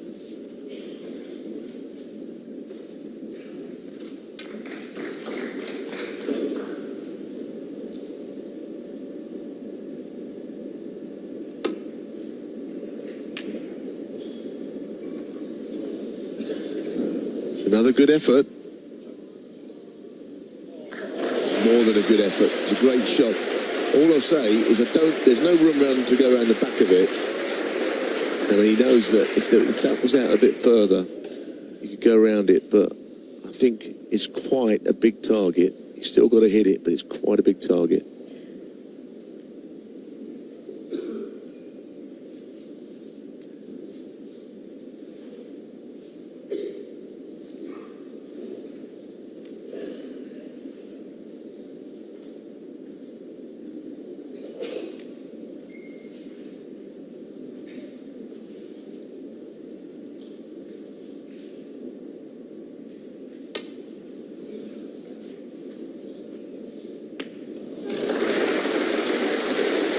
He's hit it, but it's just all anxiety at the moment, isn't it?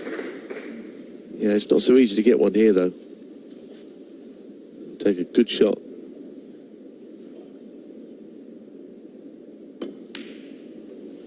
Yeah.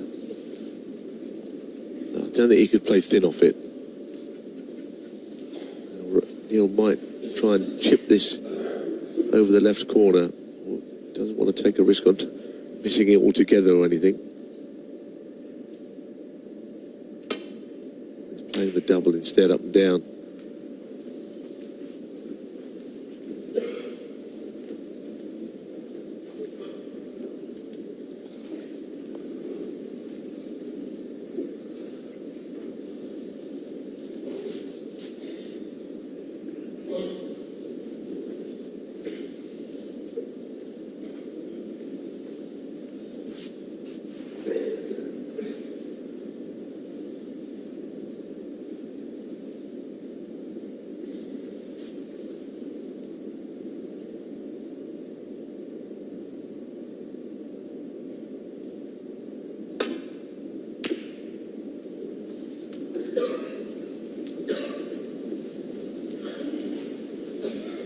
Neil will certainly this time just try and pop this ping in or over. Don't think with any great pace. Don't want to let the cue all run in case of an in off somewhere.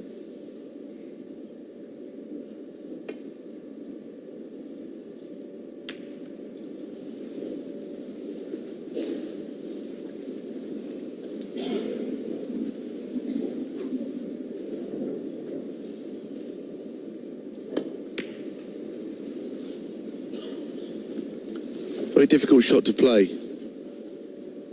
Ball didn't come off that first cushion in a particularly straight line.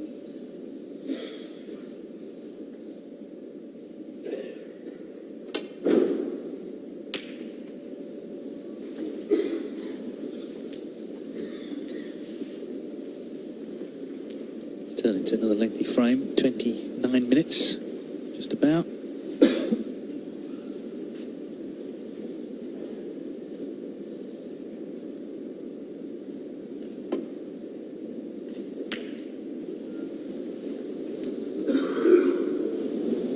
Now then, if this just comes away from the cushion.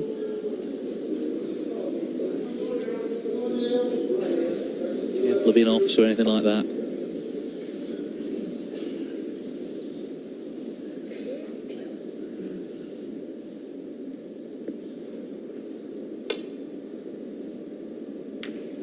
Here he goes. Well, he's had to battle, hasn't he? But he's stopped the run from Bingham, who'd won 4 on the spin, remember. Neil Robertson, in bits and pieces, gets himself back in front. An epic battle here in Cardiff this evening. Neil Robertson leads the final by 8 frames to 7.